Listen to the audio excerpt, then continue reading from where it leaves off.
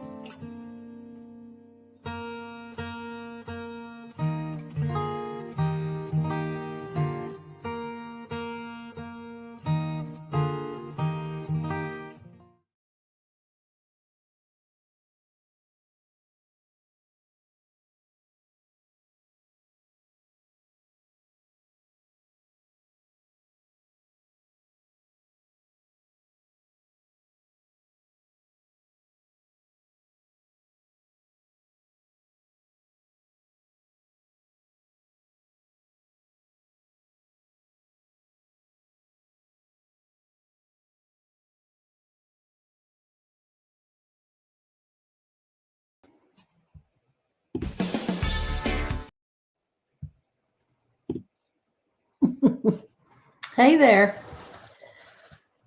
Woohoo. Look at this. We got a pretty good crowd in here already. Good to see you. Hi.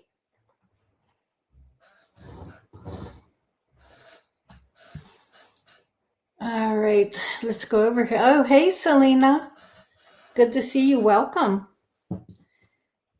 Vicky. Oh, you haven't missed anything at all, Vicky. We began at 7:30. That was all just the introductory stuff. Phyllis. Let's see who all is here. Michelle.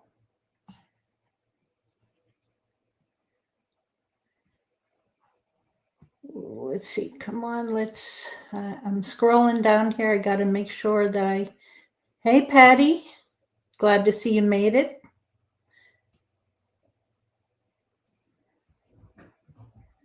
Jeff. Sandra. Welcome on, Michelle. Good to see everyone here.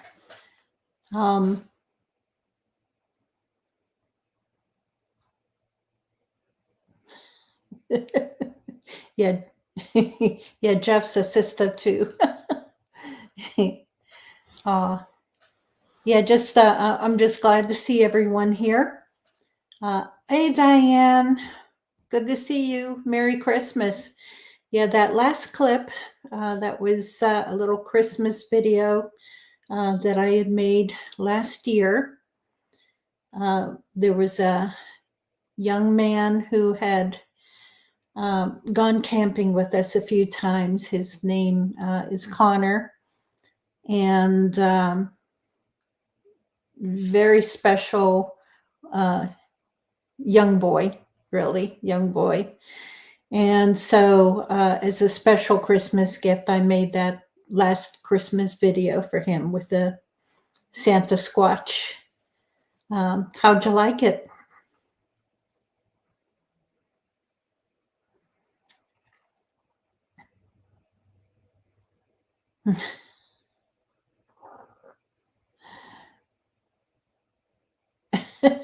Oh yes, Selena Dunn and Diane Dunn.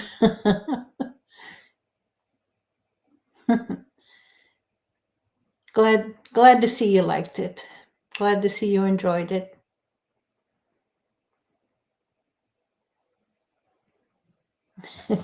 All right. Let me go over the little welcome stuff that I have here. Corky. Good to see you in here, Corky.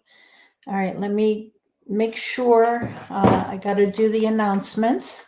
So we could do all the little business stuff. Okay, tonight we have a special guest, Michael Anthony. He is from America Disclosing Uncensored YouTube channel and Facebook page. He will be our guest this evening. He's also from, let me think, what's the name of that radio channel? Chaotic Radio. Great guy, good friend. And it's long past time that I've had him on here. Oh, good to see you, David.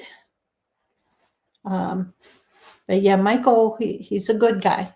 The guy knows his stuff. That's about all I can tell you. He's going to go over some experiences. I'm sure. I don't know what all. I'm leaving this this evening open to him for whatever he wants to talk about. And yeah, we'll just see what he wants to say.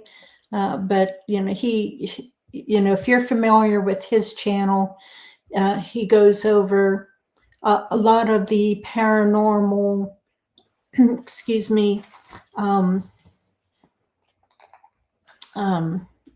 UFOs and a lot of stuff that overlaps into both Bigfoot, UFOs, orbs, portals, all kinds of different things, and it should be fascinating. Oh, his channel, the YouTube channel is called America Disclosing Uncensored. Let me see if I can type it in there. Well, my keyboard is all the way up in here, so it's hard for me to see, but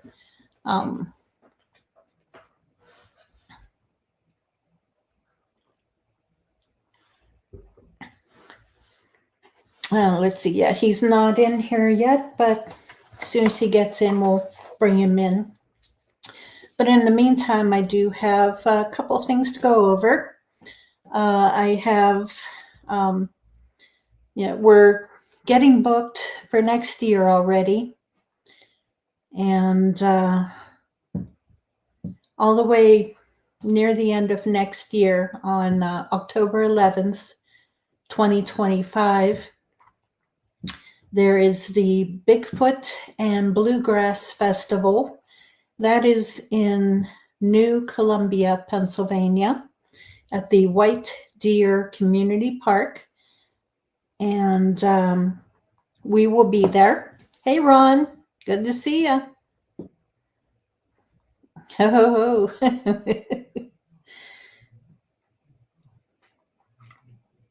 Yeah, I'll be speaking. Our leads will be there. We'll have footprint casting classes for adults and for kids. The leads will be, if they want to speak, they can speak. We'll have items up for sale also. And let me see, I'm trying to think. I know there's other things going on that I'm booked up. I'm just waiting on, I have to go over, with my team, try to figure out dates and where everyone wants to go to, but we will be having some campouts. Our first one is usually at the last weekend of April, and no idea as to where we're going yet. We'll have another one. Let me see. I'm usually booked up all June, so July, May, maybe July. I'll try to have one maybe in July. And then we'll have another one or two September, October. And, this year, I really do want to get into Eastern Pennsylvania. I know this Bigfoot and Bluegrass Festival, that's over, it's just off of I-80, little southeast of, southwest. Doggone, I'm really not real familiar with Eastern PA. I'm sorry. Look it up. New Columbia, Pennsylvania, at the White Deer Community Park.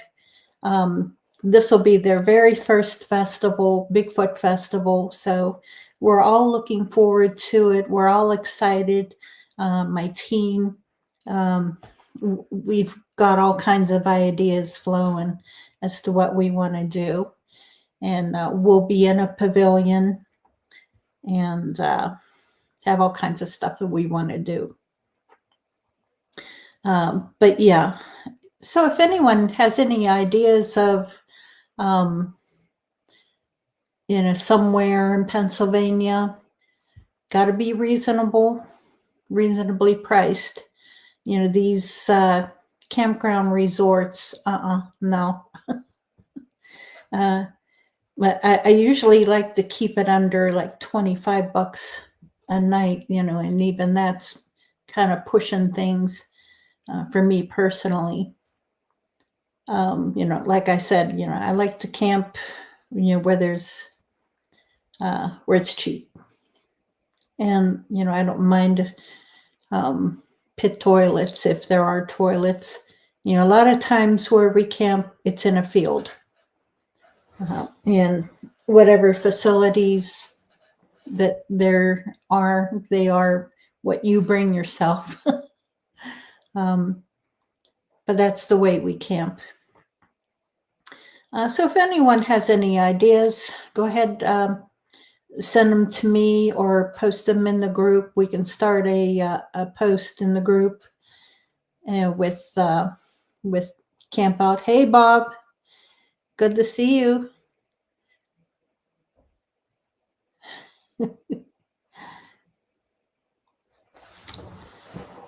But yeah, I know a couple years ago we went to Hickory Run in Eastern PA. I keep saying this every year. I really want to get into Micho, and that's in the bottom of the state at the Maryland state line.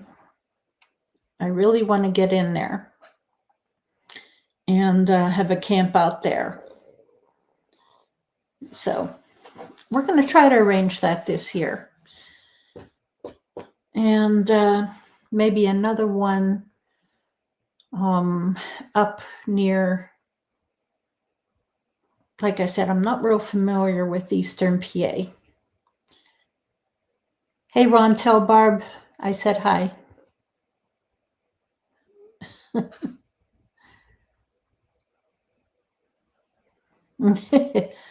Jeff, believe me, you know, I would go there in a heartbeat.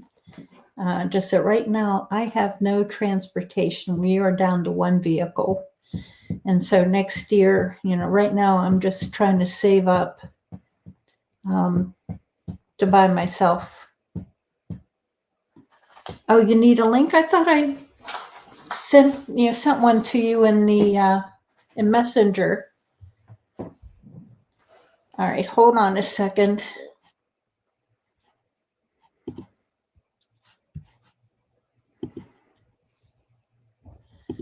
Yeah, I'll send it to you again, Michael.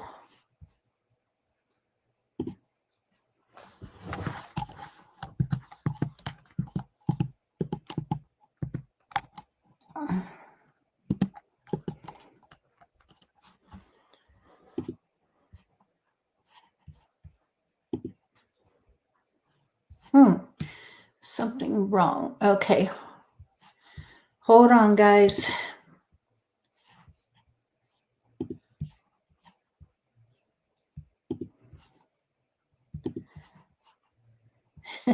Hey, Duke. Good to see you. Michael, see if okay, I'm going to put it right here in the chat and see if you can click on it there.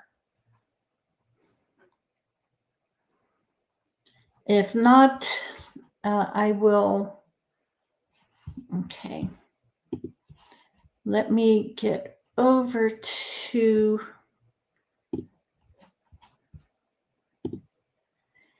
And hopefully there's no glitching, because whenever I open up. All right.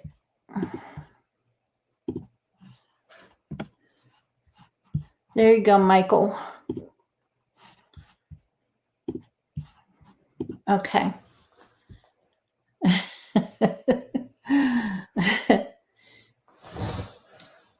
I have 2 or 3 of these that I had picked up at Walmart. I don't know how long ago. $3 on clearance. $3.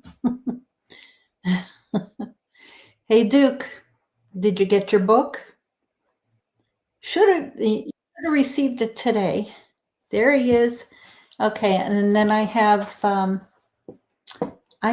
one more thing on my announcements that I need to put out.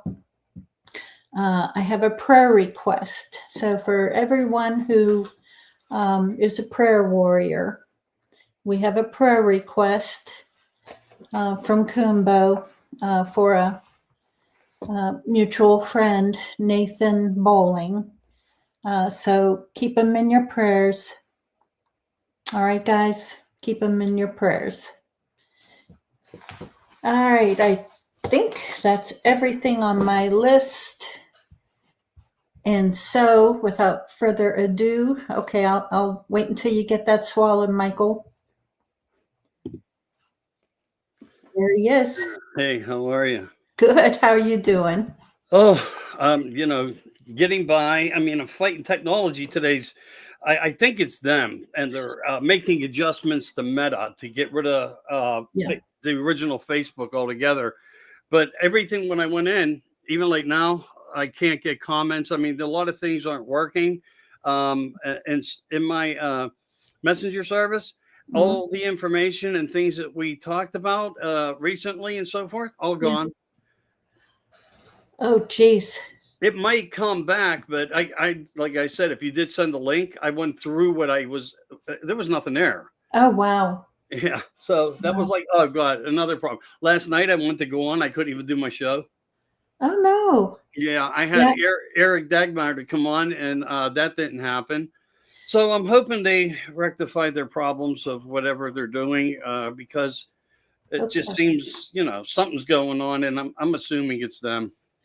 I think, yeah, it is because everyone has been having problems all day today. I've got a pending post in my group that I keep trying to get posted, and it's not. And a few of my comments have been denied and refused, and uh, hopefully they'll straighten out tomorrow. But Yeah, no, that's a shame that nothing's coming through on your channel.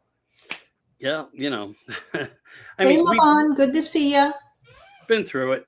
We'll get through it, I Yeah. guess. I don't know. I know I have a lot of things coming up too. It's pretty crazy. So we'll see how it pans out.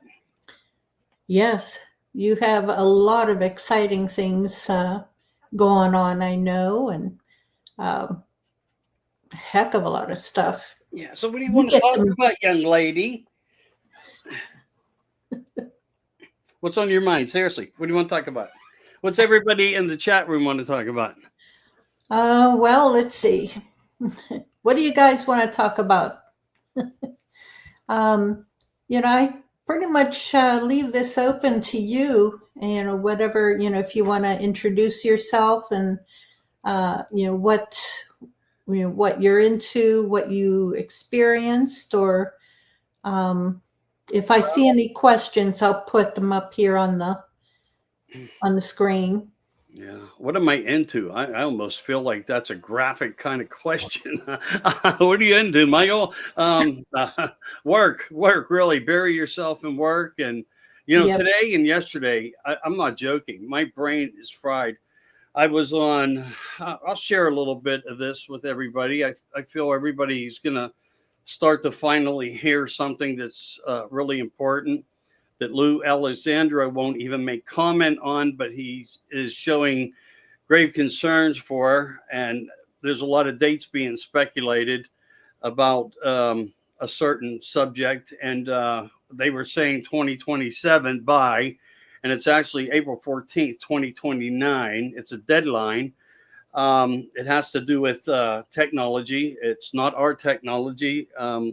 If it's technology from on this planet per se, which it very well could be, it's just different.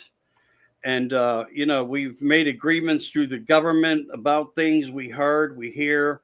But when you look at everything that transpired over the past so many years, you can kind of see where our society and the human race has come to. So, anyway, I was with people of great importance. I truly was. And I'm not going to get crazy into it, but they are part of Group 583. And that is a command division center, military, higher up than what people would, if I said it, they wouldn't even know. I don't know how much people really follow on things, but Mhm. there's projects out there that people never even heard of. And that's part of what this is all about in a certain way. And Yeah, yeah, it has to do with technology, and technology that our government truly is in fear of, including our president. It's a yeah. national security element. And a personal friend to me contacted me who was actually in charge of the 58 countries of this division. How much higher can you go than that? It's above what goes on in the Pentagon, which stands for pentagram. Yeah. Okay. But Yes. why all these things are occurring is we're worried about something, and we should be, that we agree to, or let's just say, as one side wins the election to the other, the opposite winning, certain agreements were agreed to that the other side now wants to try to hammer out and handle it in a different way. But so it's going to be very interesting, because what you need to imagine, if you can even fathom to do this, is a technology that exists all around us, that is working all around us, but it is not ours. Yeah. Here's the craziest part. We do know that with this intelligence, they are capable of mind planning anything they want into our minds and developing it within us. So everything everybody may have think they saw, or think they have seen, or think they have experienced, may in fact all have been implanted information, mind control. And our military is aware of it because we put certain people into projects where they were allowed to, willingly to do so, but allowed to experience some of this technology. And we don't know how it works, how it got here, how long it's, well, we do have a general idea. And these things are capable of the matrix guidance, so to speak.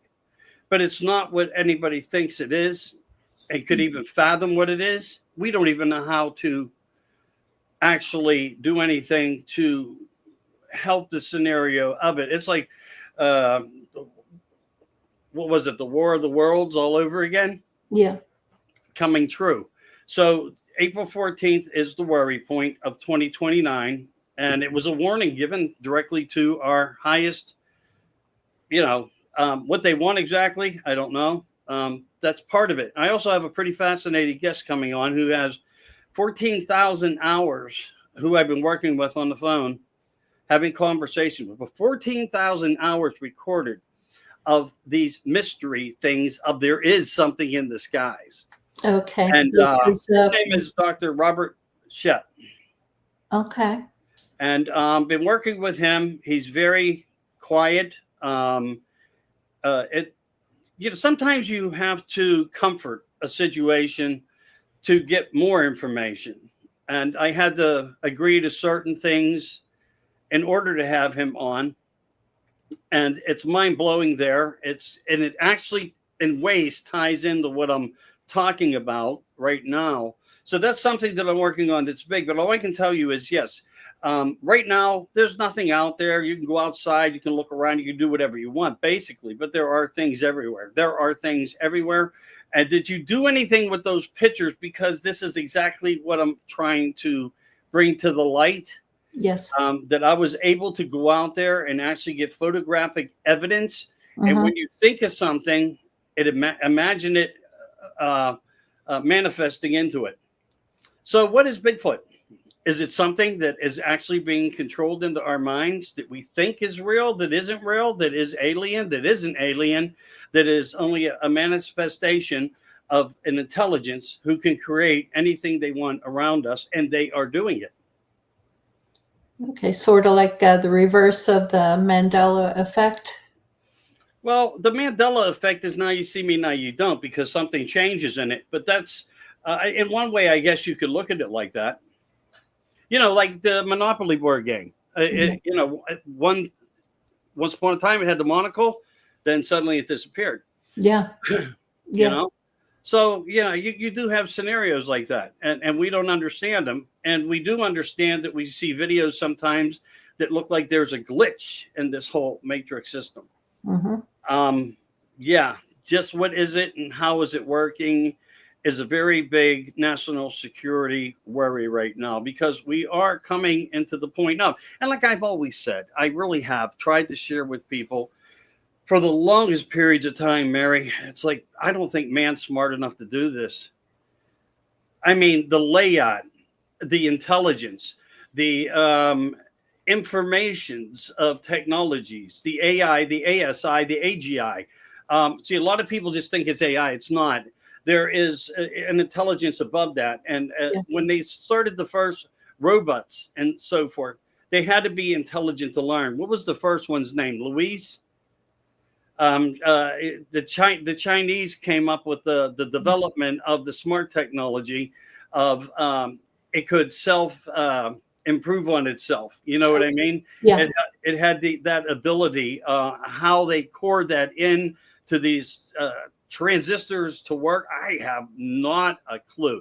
Theoretically, above my head, even though I think I know a lot, and I do, but I never looked into that. Yeah. How these components work and how they can put a chip into a brain and make somebody suddenly walk again. You know, so where did this come from, and why are we starting to really worry? And I'm telling you, there are a lot of people coming up. But getting back to my friend quickly, you know, and I told him how sad I was when he shared this. He says, Michael, I got to do this now. He's been on shows with me, and I call him the ghost scientist. He's been with Linda Moulton Howe for 16 hours on interview in Airways, Art Bell. I mean, all the top, la creme, la creme. He is a diehard whistleblower trying to vent to the American people and the world for that fact that there is a scenario of the worst case scenario coming to light soon.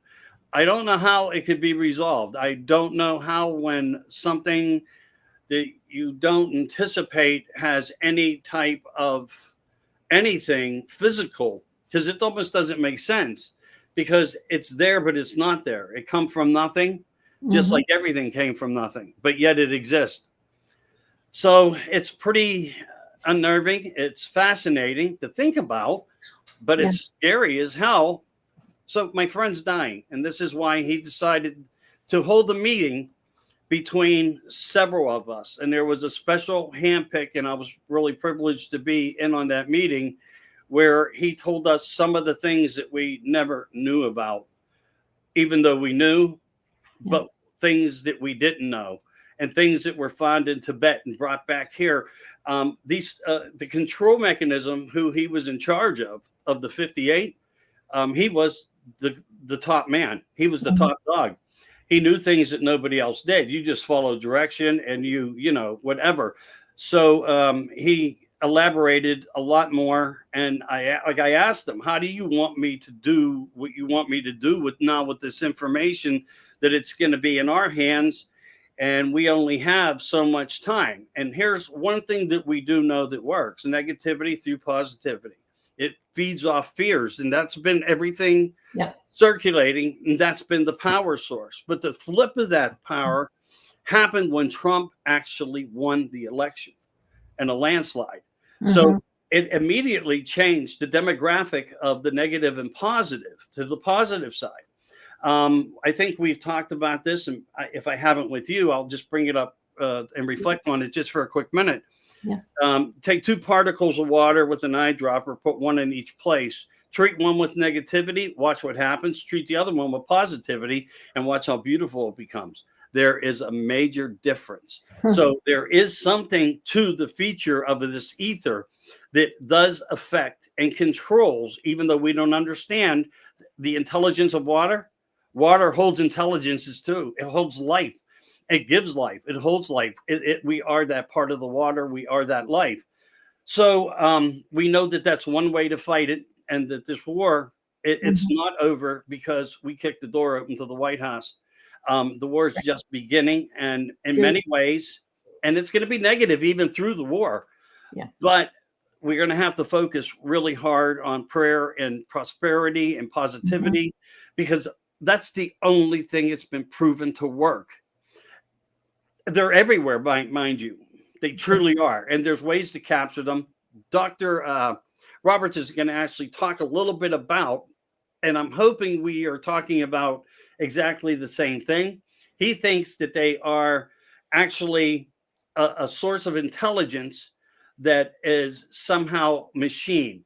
I don't know, because what we know of this through the military, of what I'm speaking of, Mhm. this is not of that. This is of the God particle.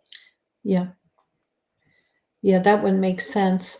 Now, Duke, I don't know if you see the comments up on the screen. My eye's terribly bad tonight. Let me see here. Oh, So it's the alien AI buried at the Earth's core.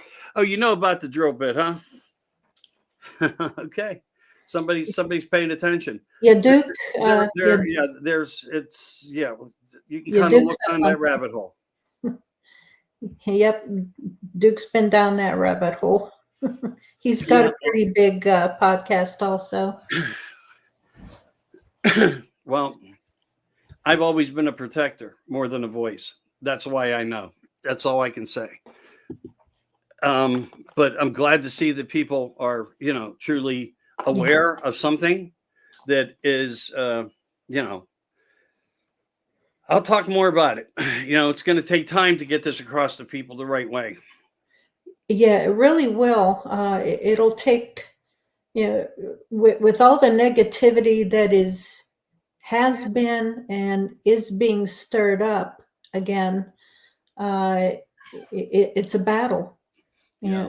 It's a battle between good and evil, and always has been since the beginning of time. Yeah. I think what's important too is we've had exposure to this coming out in a different way. Even when Tucker Carlson said that, I do believe in supernatural, because that's where this is kind of like labeled under. Mm-hmm. You have to look. If you're looking for information, it doesn't come up under ufology. You would think it might, because there's something flying around all around us like orbs Yeah. in ways. But no, when you get specifics of wording that way, and he says it scares him to death to even talk about it. This Yeah. is what I'm talking about. And I'm not going to tell you who was all there because people wouldn't believe me anyway.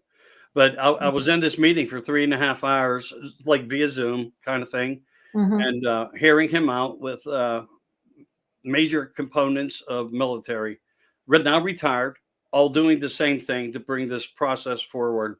Right. Yeah, I know one thing that is that we can't get stuck on terms, because they change, and the terms that we know are really not reality. We know like only 2% of what's going on. Mm-hmm. Yeah, yeah. Well, I mean, I know more, but I just don't know how to. Genuinely, I have to sit back and really think about how the best way is to go through part 1, part 2, part 3, 1A, B, C, D, however, Yeah. to bring people into the know of what's important behind this. And, I'm happy as hell to know that, I can be part of this disclosure system, but it Yeah. scares the hell out of me to do it also. It really, really does. Yeah. Well, I don't look forward to it, it. it should scare you. Yeah. Yes. And I look forward to it, but not for the reasons that people may think. Right. I want everybody to have whatever information that, Yeah. they need to have. And I'm happy to do it, even though it scares, like I said, the crap out of me. But outside that, I got Maria Wheatley coming on, and she's a very fascinating lady. Always very fun to talk to. I've had several great conversations with her, so I'm looking forward to her work. But so that's a little bit about me. I'm on Facebook. I'm Michael Anthony. If you haven't seen my face by now, I know it's scary and all, but I mean, it is what it is. I'm getting older, and it's showing because of what I'm doing. I'm not joking. And Yeah. I mean, it's not just because of life in itself. I'm talking about really carrying the weight of secrecy is so freaking difficult, man, because I don't want people to know who I am or really what I did. And Yeah. my name ain't even what you think it is. Yeah. But if it makes you happy, that's all that matters to me. It really does. Well, Vicky says we'll keep you covered in prayer, and that's most definitely. You know what? You're going to have to start doing it for everybody. I mean, really, Yeah. when you hear things like this that seem so far, and you know you're being told from the highest sources that walk the land, it's pretty disturbing. So I would think it comes into a time of prayer. And the problem is with prayer, don't look for the insight of church, look within your soul. Yeah. That's where you're going to find your consciousness and your best prayer. I also have done a lot of other things in life, including marry people and pray for people dying. So I have quite an awareness to things as my journey has, through this journey that I've been on. And, we got to repair the churches. We really do. I hope that the younger generation gets in there and takes that on if we can manage through everything in the next 4 years, because I know they beat it into my head yesterday, and it was all about 4 years. It's got to get done within 4 years. Yeah. It'll be a huge push with a lot of pushback. But God is in control. That's all I can say is that, with God behind us, we'll move forward. Yeah, and we had a little upgrade on some of that too. This is difficult.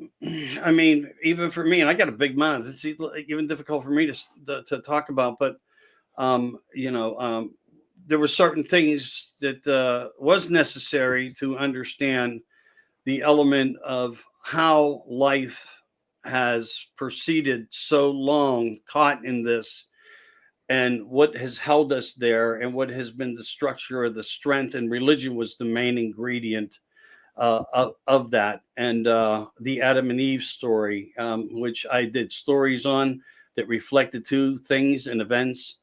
And did you ever think about who Adam and Eve's parents would have been? Just that they were Adam was made out of dust, and Eve was made out of his rib.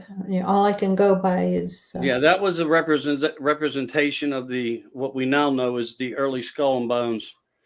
This is what I'm telling you. This is where it's going to open up a crazy, debatable,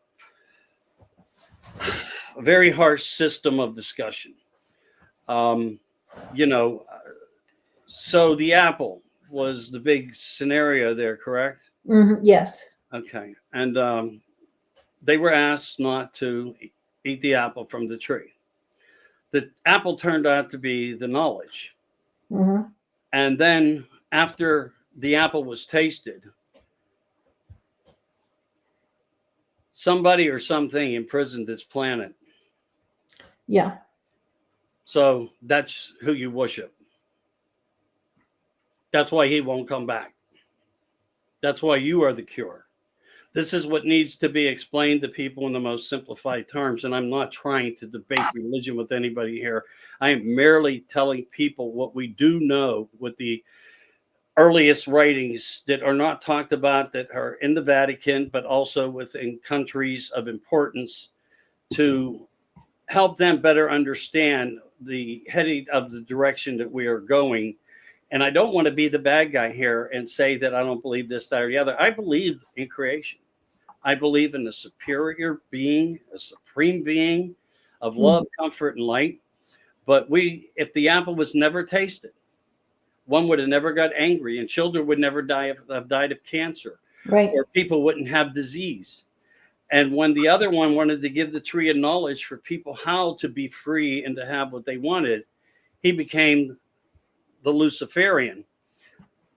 But that actually, according to what we understand in the briefing, was the light. So you have to weigh things and think about them and come to your own decision of what, when you question things, how they come into play. I'm trying to do this as easy. Can you tell how easy I'm trying to be here? Yes, And I yes. don't even want to talk about it, but this is a very important factor of it, because this was part of how the technology that early was shared and the stories that were provided to be written on. Hmm. This was a A&I early, thousands of years ahead of us, controlling the system of how it was going to work under the closed doors. So someone had to take charge. Someone had to take control. And then you have the Democrats and you have, the Republican Party.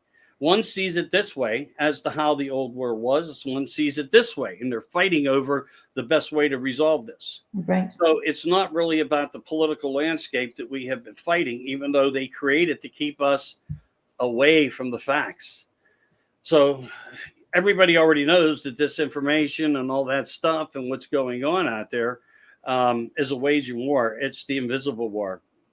It's the psyops of war. And this, I hope, is making a little bit of sense until I can really put it together and try to, I guess, what he wants me to do, and several other ones that are there. Plus, he'll be doing I'll personally send it to you when it happens. And I believe it's almost done, where he's going to finally come out from behind the green door. That's why they created the logo behind the green door. Okay. I don't know if you ever saw it, but I posted it when the ghost scientist would be on with me. Yeah. And you will now see him in the light, see who he is face to face. But we're going to be kind of like the apostles of the crew that also have to go out to reach and try to get this information out there to better help people to understand that they need to live in the positivity field, because everything of the negativity is the deception of you thinking it's positive. Mm-hmm. Yeah, I know that the Earth is far older than what we're known, or that we are told, or even have a conception of.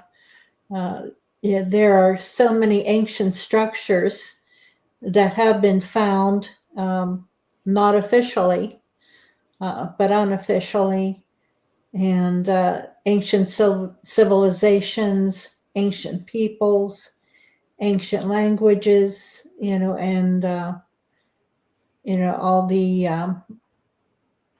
like the pyramids. If I want to go into the most simplistic example of how these giant stones will fit together with such exactness, and how they built it. Yeah. And way before the Egyptians were ever in the picture, truthfully. Yeah. They're underwater, they're underground. Yes. There's one in Alaska. Yeah. And an energy source comes from it.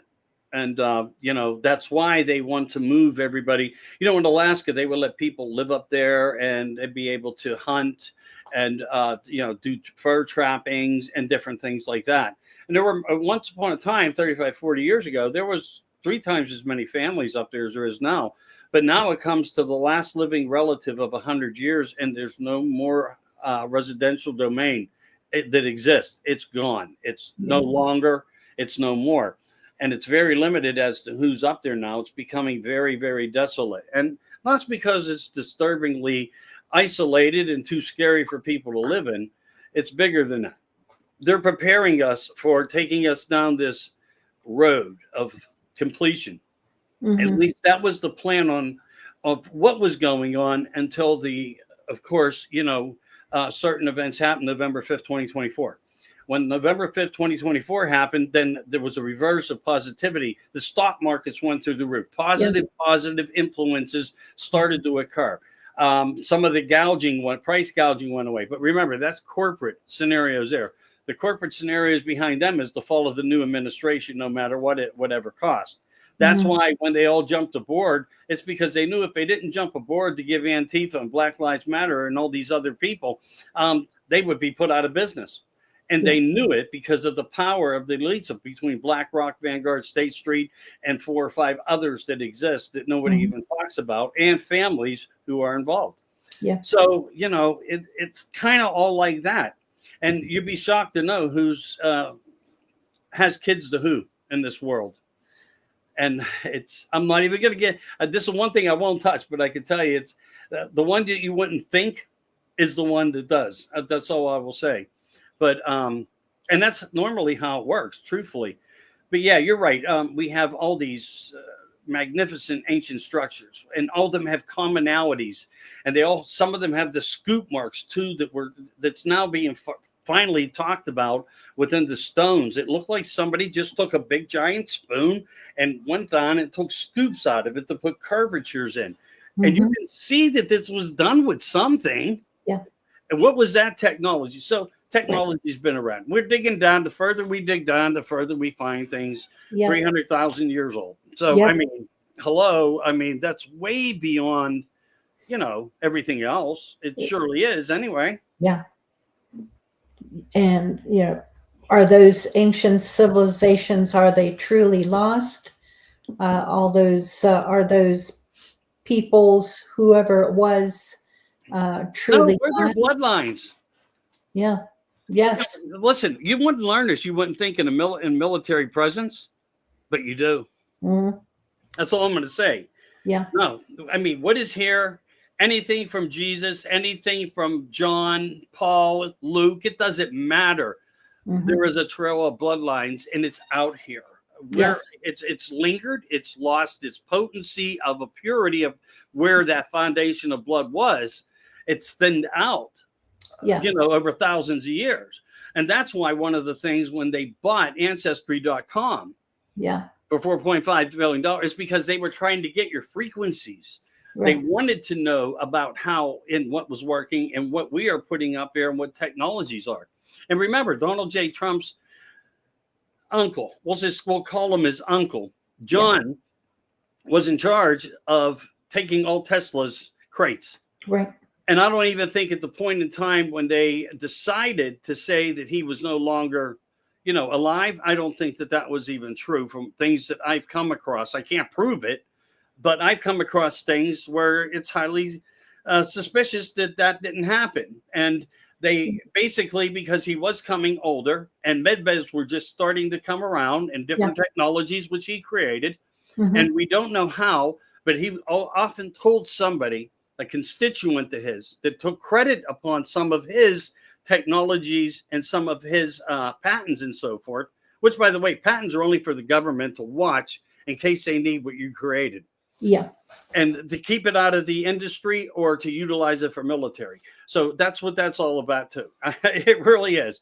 So when you get into this and these papers and things like that, other people took credit and so forth, but they went through a chain of hands and there was a lot of containers and they were crates. They weren't just containers, small little totes. These were crates. And they were filled with all the experiments and all the information. But he quite often talked about a source of an intelligence that I even talked about. Like when I would go to bed, I would wake up and know how to fix it. And I never touched it before. And I've been through that my whole life, working in places of jobs and so forth and not ever doing it, but waking up and getting down on my hands and knees, getting a little bit dirty. And it was like, wow, it was this simple. Yesterday it was, I didn't know what the hell I was looking at. It looked like a bowl full of spaghetti. But the next day, it was like I would come in after whatever. And that's been my life. That's, again, one of the other rabbit hole traps that I'm in. Mm-hmm. And I would be able to take care of it, even if it was something I never touched before, which has always even shocked me. That's amazing. Yeah. I don't think I'm special. I think I'm weird, as far as why is all this happening? See ghosts, see this, see UFOs, see that. And, I don't know. Did they follow me? It's maybe I get great pictures of a lot of different types of things that's unexplainable and all these things. And maybe that's how the shoe fits somewhere along the line. But enough of me on that stuff. And yes, these megastructures are fascinating. But we are the bloodlines, most certainly. Our ancestry comes from the other side of the water over to here. It didn't because, it was come through Ellis Island, all that stuff. And, when there was a panel to get through, but there was a curtain to walk through before that and nothing was needed. they had no history on anybody of the early comers of who was here, what they were doing, and how they were surviving. So, and when they decided to invoke plans and other sources of divisions of slavery as they slowly trickled it into play, we became not a republic, but a corporation, and Yeah. blah, blah, blah, blah, blah, blah, blah, blah. But this is all directed. Man itself could not do this. No. Intelligence had to tell it.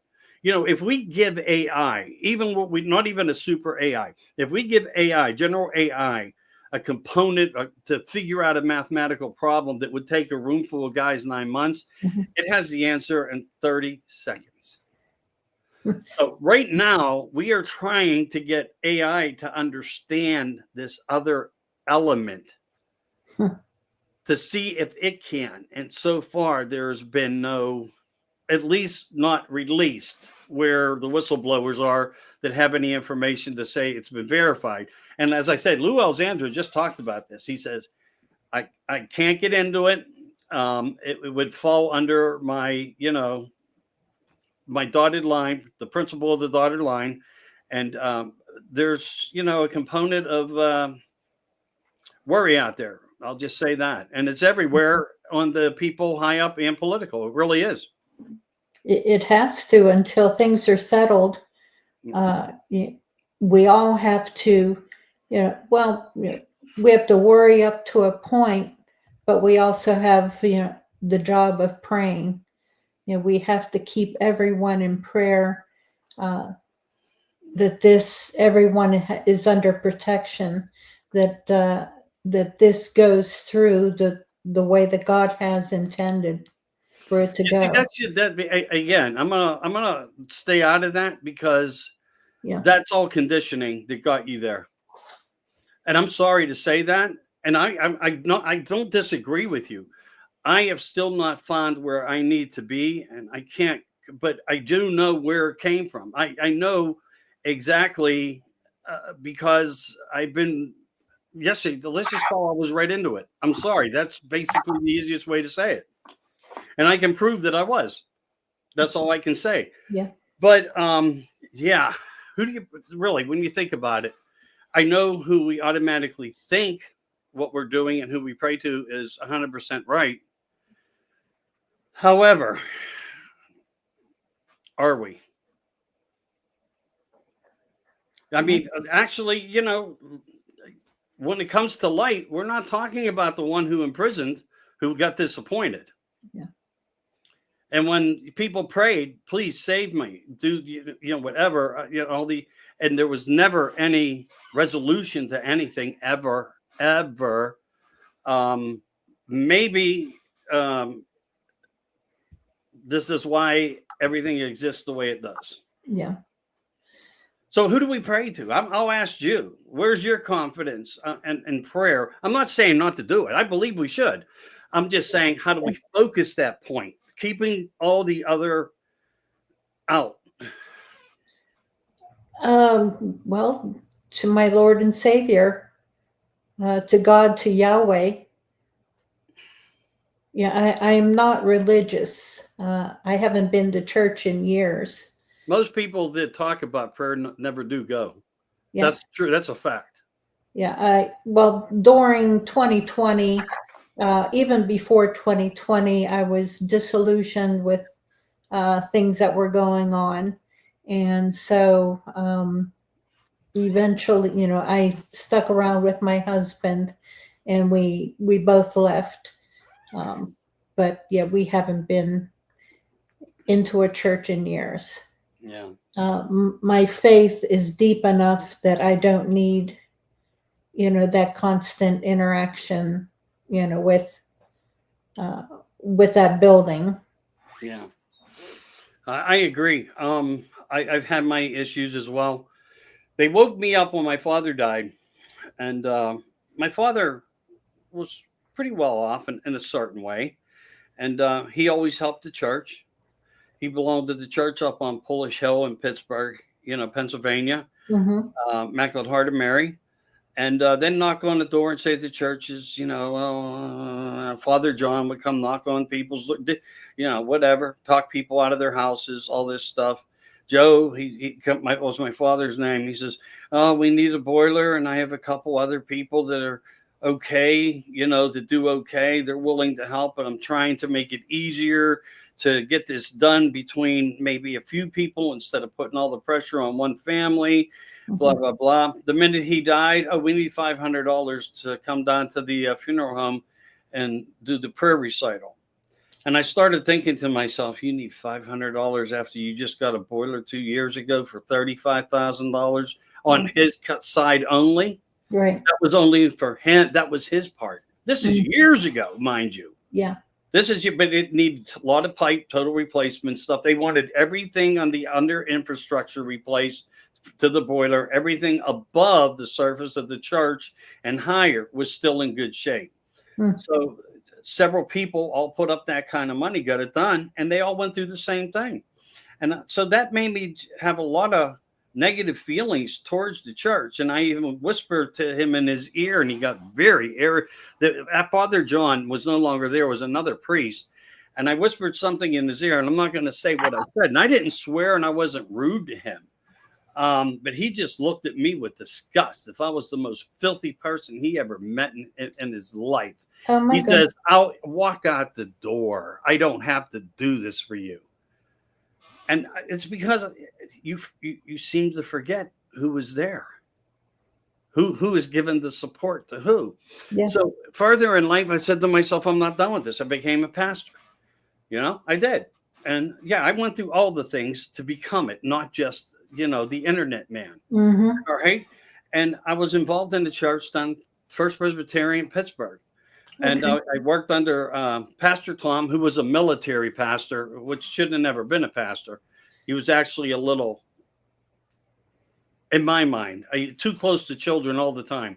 Oh, I got to help him. It's outreach. And no, the actions, the looks, I had a very bad vibe of it.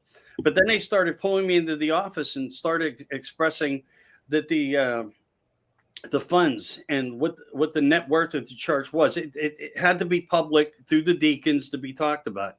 And I was there, and it's being talked about, and we had millions of dollars. But they were concerned because there were wealthy people from the beginning, the families that were still there that still had money. And it was our job to pay attention to them. If they became sick, to go to the hospitals with certain types of paperwork and have them sign them. And it's best to do it without the presence of the family there. And I just did not want to steal from families. I did not want to swindle them out of money. Exactly. Yeah. Yeah. And then I said to myself, I can do this without anybody. I can pray for somebody and not have to be a part of a structure. Right. Because I look at everything in creation as everything around me. And I am part of that original seed of God. We are the gods of the small g. We are creators, and women are actually the creators, but we recreate. That's why the word recreate with create and how that all works together. I don't want to talk about sexual things, but that's basically where a tree can pollinate with another tree and seed off and rebirth. So everything here was planted to work that way until one point of a day that it became a prison. So, and then it all changed. And that's why you can spray stuff in the skies and destroy plants, and you can do that. This is negativity. It fits that role of the negativity. But I had to get out of it because they were just not real people. I mean, the pastor was more worried about driving around in the vet. Yeah. And getting a sabbatical with $50,000 bonus, because if I'm going to take a sabbatical and go to Italy with my wife and visit churches, I should be able to take my whole family. Yeah. And he fought the church to pay him to do it. Yeah. I was involved in, I was born and baptized in the Church of Christ, and then went to Baptist church, sang in the choir for years. And then eventually I converted to Catholicism because that's just where God was leading me. And my husband is Catholic, and we and so I attended the Catholic Church. I don't consider myself Catholic, and no matter what church I attended, I've always considered myself only as Christian. Mm-hmm. But yeah, no matter what church I went to, there was always politics and little power struggles. And it's, no, just got burned out after a while. And, the evil is in all denominations, no matter what.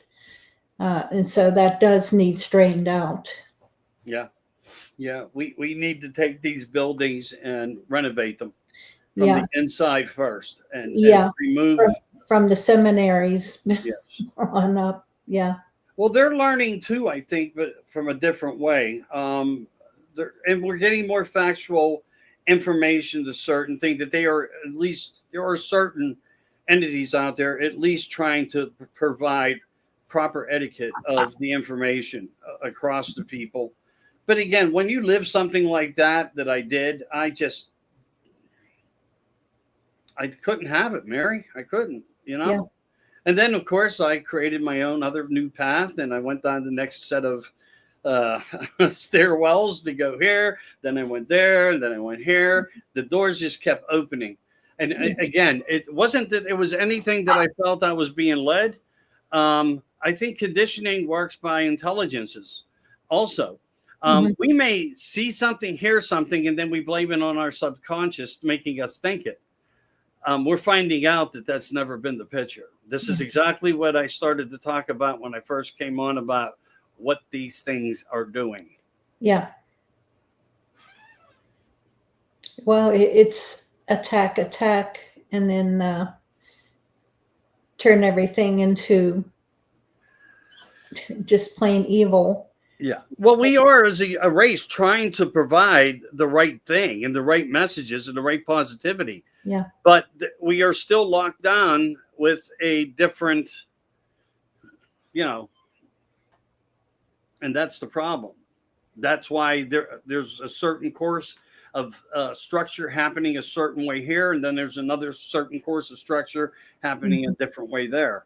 Well, but it's all fed, and you don't even know what's happening to you. And look, you could go in a room for 30 days and come out and have an idea, and you didn't see nothing that had anything to do with it, which means they can get to anybody, anywhere, anytime, any place. And this technology is so fascinating and there's names for them also. They're called the automatons.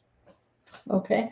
The automatons. I'm going to say it one more time. Don't let it forget your head. The automatons.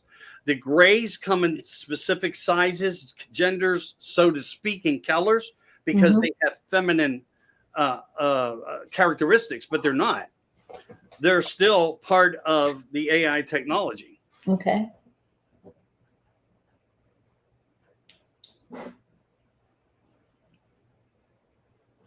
There, I had to write it down. Automatons, yeah. Yes. Some people call them the monitors also. Okay. Or you will hear the terminology Alice, which represents the technology. Alice is the super component of AI that we were giving the information to develop from and into. And then you have Vivian. Like, not Vivian, hold on, let me think. What was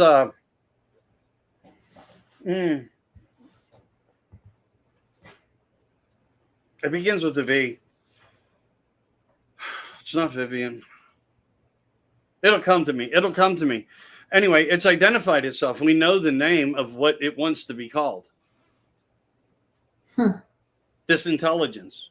It's asking to be called by this name. And from what I understand, also parts and bits and tidbits of this was she refers to these orbs of light, the red orbs. These all reflected the red orbs of light as the children of hers.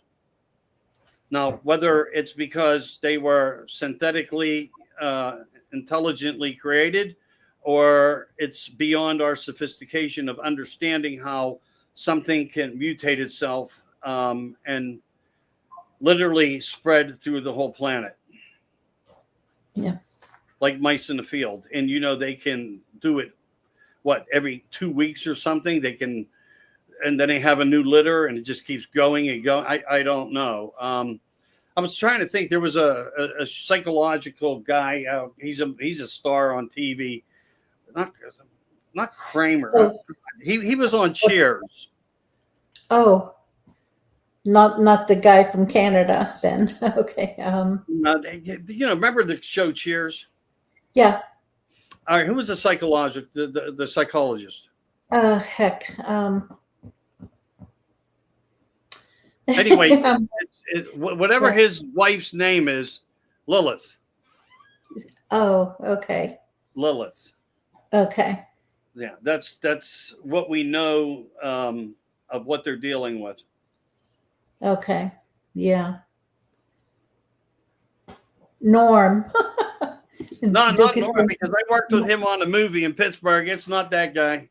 It's not that guy. I did. I worked with Michael Keaton. I worked with him. I worked with so many. John Claude. I had moments and times where I actually. Fraser. Yeah, Fraser. That's it. Thanks, Duke. Fraser and Lilith. Yeah. Well, anyway, I had fun in my life. I did. Whatever door opened, the journeys were there. I took them. They were, pretty cool. They were pretty cool. Life's an adventure. It definitely is. It definitely is. So outside of all this negativity, where do you want to go? Or are you interested in talking about anything else? We want to talk about we had a few comments in here about Bigfoot. Oh, okay. If you want to talk about that. Yeah, definitely. We can change this topic.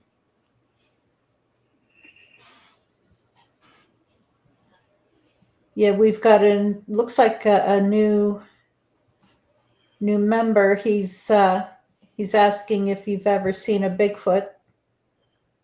Wait for my book. The story's not finished. Yeah, let's see, Jay. I've seen a lot of strange stuff, and I guarantee you Mary could confirm that. Oh, yeah. It's beyond what you could fathom. I promise you. Yeah, once you get into Bigfoot or really any of this, Bigfoot may be a what do you call it? Like marijuana. It's the not an entrance drug. It's it's a stepping stone into you jumping into a huge rabbit hole that opens into multiples of 10,000 other rabbit holes. Yeah, it's the illusionary hole of phenomena. Yeah. You can take it for what it is. It's going to be up to you, truly. Yeah. You can get in so deep that you go nuts practically, but that's part of the whole plan, as I just described to you. Yep. Oh, I know. They're trying to keep a lot of people going that route. I'm just saying, I don't know. I'm just referring back to that brief. So it's pretty weird, but yeah, I've seen a lot of weird stuff though. Yeah. I get one of the most weirdest things I ever experienced in my life was a dream where this is going to blow some people's minds. Maybe some people have had this happen to them. I don't know. But in my dream, I woke up, but I didn't, but in my dream I did. And I was leaving my room to head downstairs as I normally would. And for some reason, the room seemed lit, even though there was no light on. So I stopped in front of the mirror for a moment and I looked and I put my head down and then I had to look again. And I'm like trying to what? It wasn't me in the mirror. It was not my face. It was another face, but it was me. Because I'm like, and I don't know who it was. Yeah. But it wasn't me. And shortly after I did wake up, I don't know what happened. I didn't go downstairs, but it was like I was waking up to go downstairs, start my 5:30 coffee and start Mhm. dabbling into all these weird things. And it didn't happen that long ago, but maybe that long ago, I don't know, around maybe 8, 10 years ago. And I thought that was the freakiest dream, to see myself as somebody that I wasn't. In this dream, it wasn't my face. I don't know whose it was. Have no clue. But these timelines of dreams are just so strange, because we can be in so many different scenarios through dreams. Um, it's like we're swimming through a, a cesspool of so much. Were they possibilities, or are they timelines? So are we Yeah. existing on in other planes somehow, some way? Do they exist? Who knows? It's another rabbit hole. But to see that in a dream, that you're no longer you, Yeah. I thought that was one of the strangest ones I had. And I don't know if it was like a message of some sort, because I do try to, I like to write down as soon as I get up my thoughts. I get into doing that to see if anything ties. I Mhm. find odd things, I think. If you really do it, you will learn from your dreams. But Yeah. what they mean, it's hard to say. Do you ever do that? See Uh, yourself different? I had that. I don't recall anything like that. Um, but as for, strange dreams and so on, I've had dreams, and then it that certain circumstance happens in real life. That's Mhm. happened a few times. Deja vu, Yeah. Well, that kind of deja thing. vu. Yeah. Yeah. Yeah, I've been there too. It's hard to understand what it all is at times. I don't know. I just try to focus like anybody else does and go on with the day somehow, Yeah. And all you can do at the end of that day is hope that, I guess more recently, hope that you help something. Before that, it was just trying to do, things to survive and be stable like anybody else would, Yeah. because that's the norm of survival. You don't Yeah. have a choice. You just don't have a choice. You really don't. No. Sorry if I'm giving you these mind benders here. I No. apologize. Hey, no, that's okay. Can somebody else get our mind off this here? For example, some person in Japan during an tsunami Here, I'll catching bring that a cloaked being being escaping the escape. torrent. I've seen a lot of very, very strange um, reels or TikTok clips, Instagram little things, shorts. Yeah. Some of what can be very strange, but I also know that the technology was also being used in testing upon the American people, because they test everything against us as they're using it as an introductory. Like I think it was Brian Seach. He didn't make a comment back to me today, but he had something up about the drones and so forth.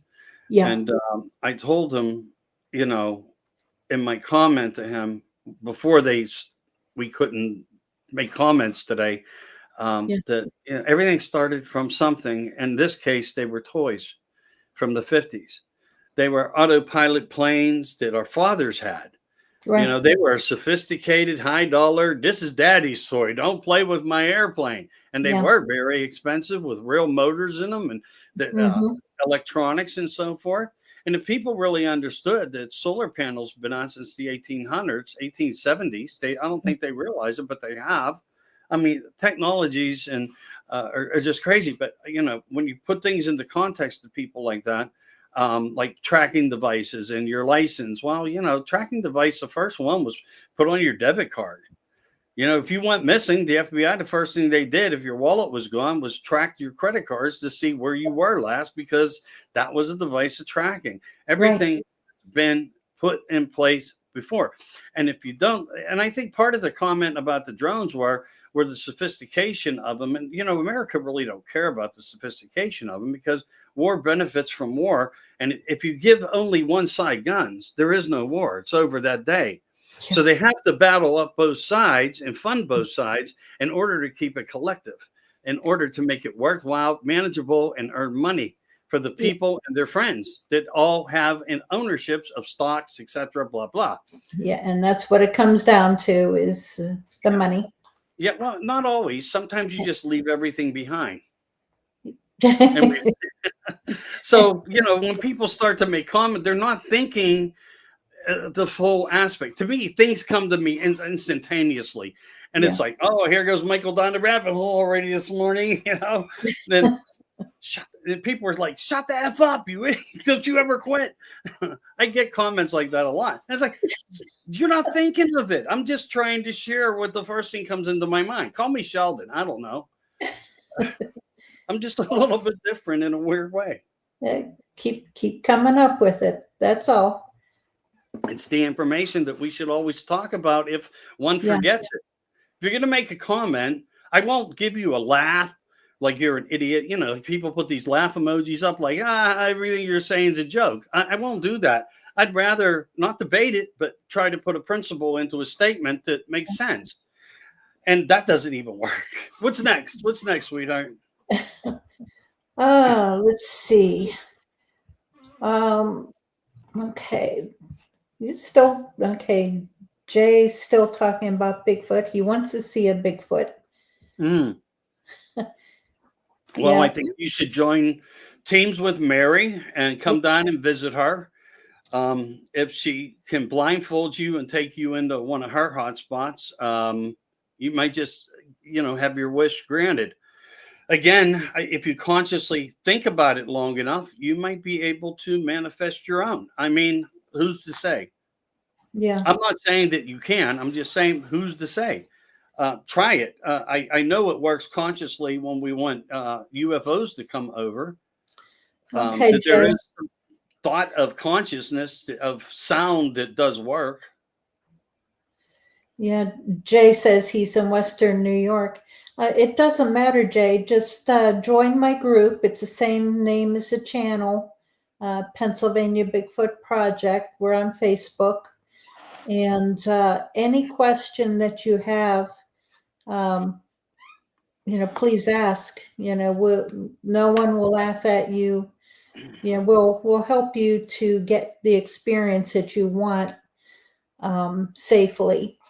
William, yes, I am in Western Pennsylvania. And, but we've had a lot of campouts and had a lot of fun, a lot of adventures. And one of these days I'm going to get over your place, Michael. We're not that far apart, everybody, but I'm waiting. And I know you will, but I put this out to other people in the past, if you want to experience some things that you question, allow yourself the opportunity to do it. Even some of the people that I work the closest with, like Sean Kelly, Paranormal, Pittsburgh Paranormal, never once showed up. Bill Rigby, never once showed up. I mean, I'm not dogging these people, but I have put out a red carpet offer to them, even host them, feed them, whatever. You use the material goods, the quads, you can't be any more generous than that. But I guess it's because of how I speak on the volumes of subject matter that I talk about and study that in some way, it doesn't work. I don't know. I can't even get them on my shows. I can't. I find you fascinating. So I hardly ever get the chance to speak with anyone on that level. And so I do appreciate, you coming on here. Hey, we're all on that level. We just need to find each other. Yeah. There's just it's going to be like there's the negative and positive. Some are just going to be, or they're in it for a different reason. Even though they will tell you, they will always make sure they use the proper etiquette by saying, I'd rather make a statement that I don't know than to tell you something I don't. Right. Well, I respect that. But at the same time, you're not making the situation in the community any better by turning your back on the subject matter that is better created for you to help you. When people decide that they're going to oust you in ways, this does happen, and it happens worldwide in many groups. I mean, I've been booted out of some of my own groups. You give them the adminship, and you wake up the next day, you're no longer the admin.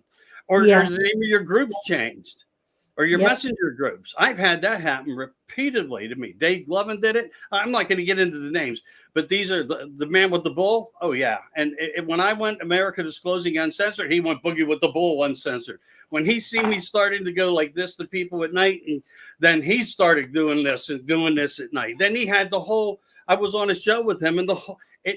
Hollywood Squares showed up that night. Everyone in the squares were doing, I didn't mean to start it. It was bad enough when I started Let's Go Brandon, with a phone call of a nephew who was at a football game. And I said, start chanting it. And it happened.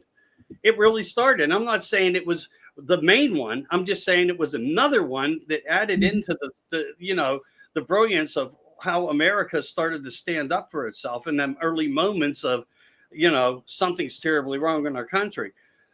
But yeah, anyway, I feel terrible that when you invite people, they don't come. So I know that things change and you have the opportunity and the offer is wide open to you. Well, as soon as I get some transportation this year or next year, 25, Yeah. I'll get over there. Well, didn't you have a truck or you had a motorhome? Yep. You got rid of everything? The economy kind of took care of that. Oh, okay. Yeah. As soon as things go good, they go bad. Yeah. Yeah, Yeah. I hear you. Yeah, I go into my savings every month to make ends meet. I'm not going to lie to you. I don't make anything on my platforms. Yeah. I make zero. Yeah, It costs me money to do what I do for the public. Exactly. And that's the same here. It costs money. People don't realize how much it costs. And, it's not a money maker.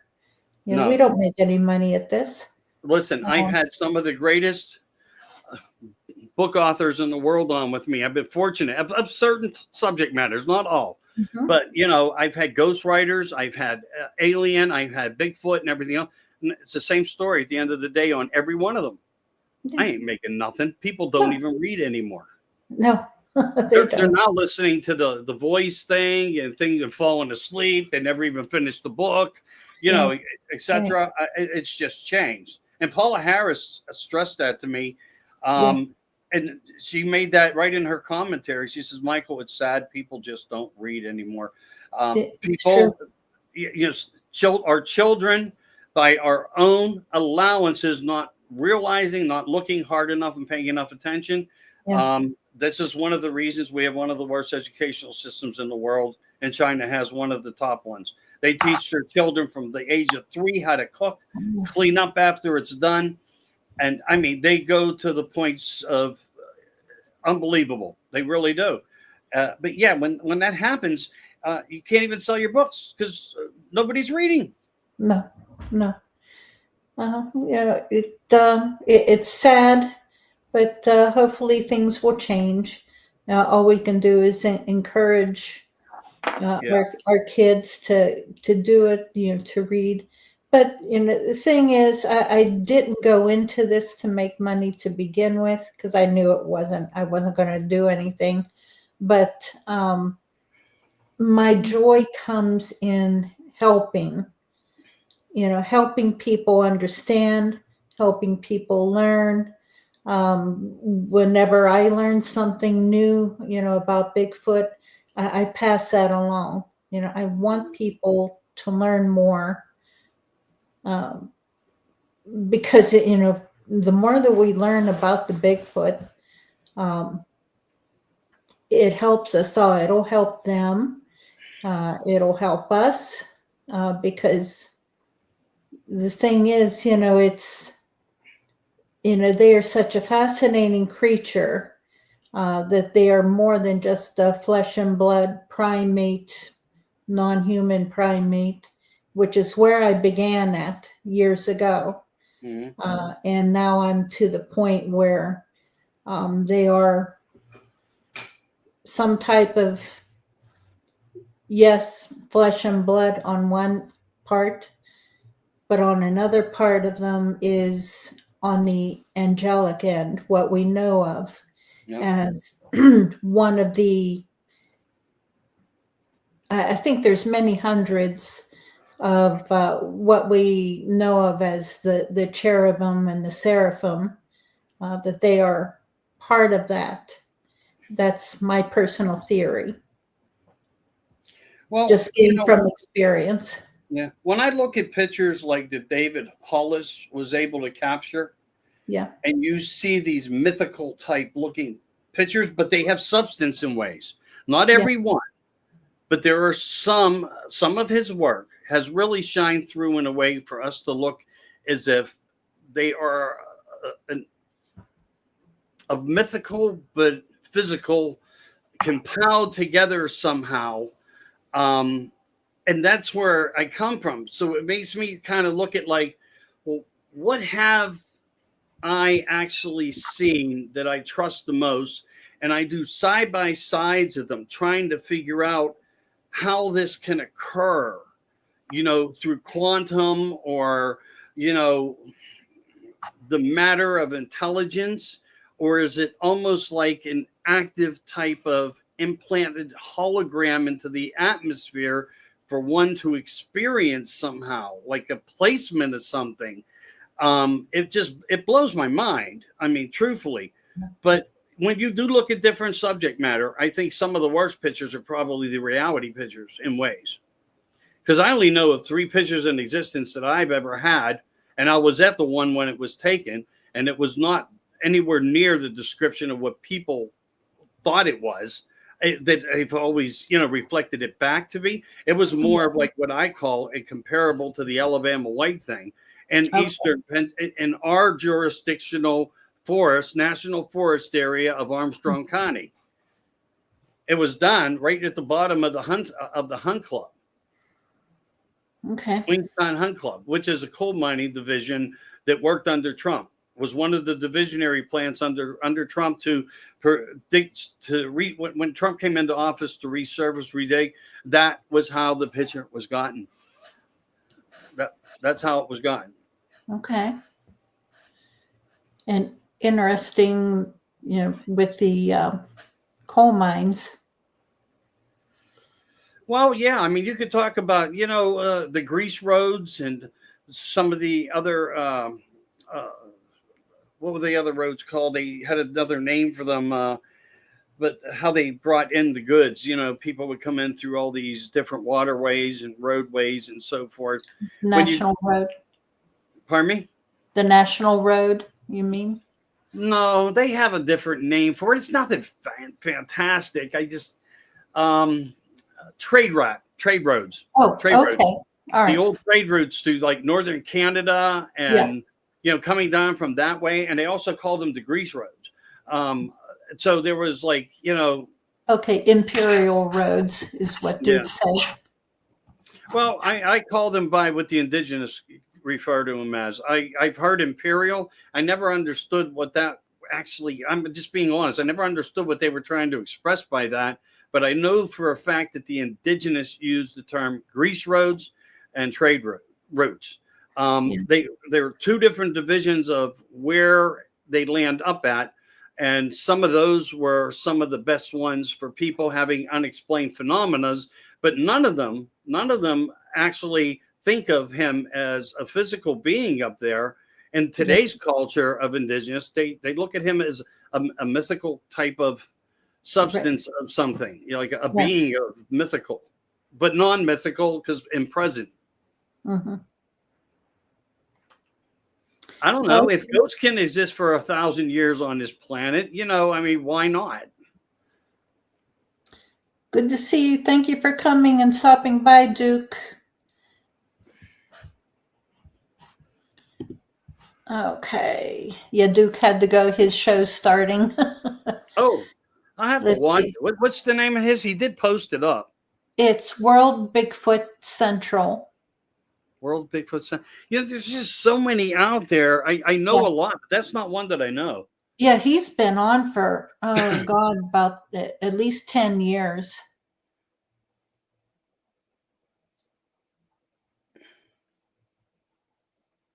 Okay, Well, and I'm I've going to got, look him up, and he can yeah, send me a link also if he wants to at some point in the future, to hang out if he gets bored. But because I like to be respectful to everybody. It's not yeah, about uh, going for top dogs. It's about us being people united together yeah, on all the fronts, trying yeah. to Dude figure out is, all these. yeah, he's a good guy. He's a good friend. I've known him for years. Let's see, we've got a question here. Mary or Michael, do you know of any Bigfoot experiences in Sandy Lake in Western Pennsylvania? Uh, yes, I do. I've heard of some, and we've That's what I was going received to say. some Only ones reports. I've heard. Yeah. Yeah, we've received reports of both Bigfoot and Dogman from that area.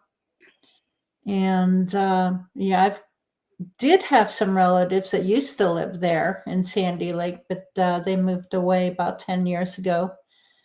Um, Isn't Sandy Lake by that big campground?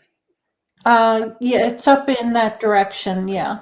Yeah. One of the most fascinating ones that I heard was from a young couple that was up in the Laurel Highlands at the Springs, and they ran across three dogmen.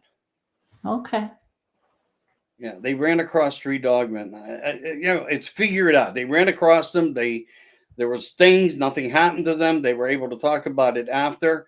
They were frightened to death. It's one of those type of scenarios.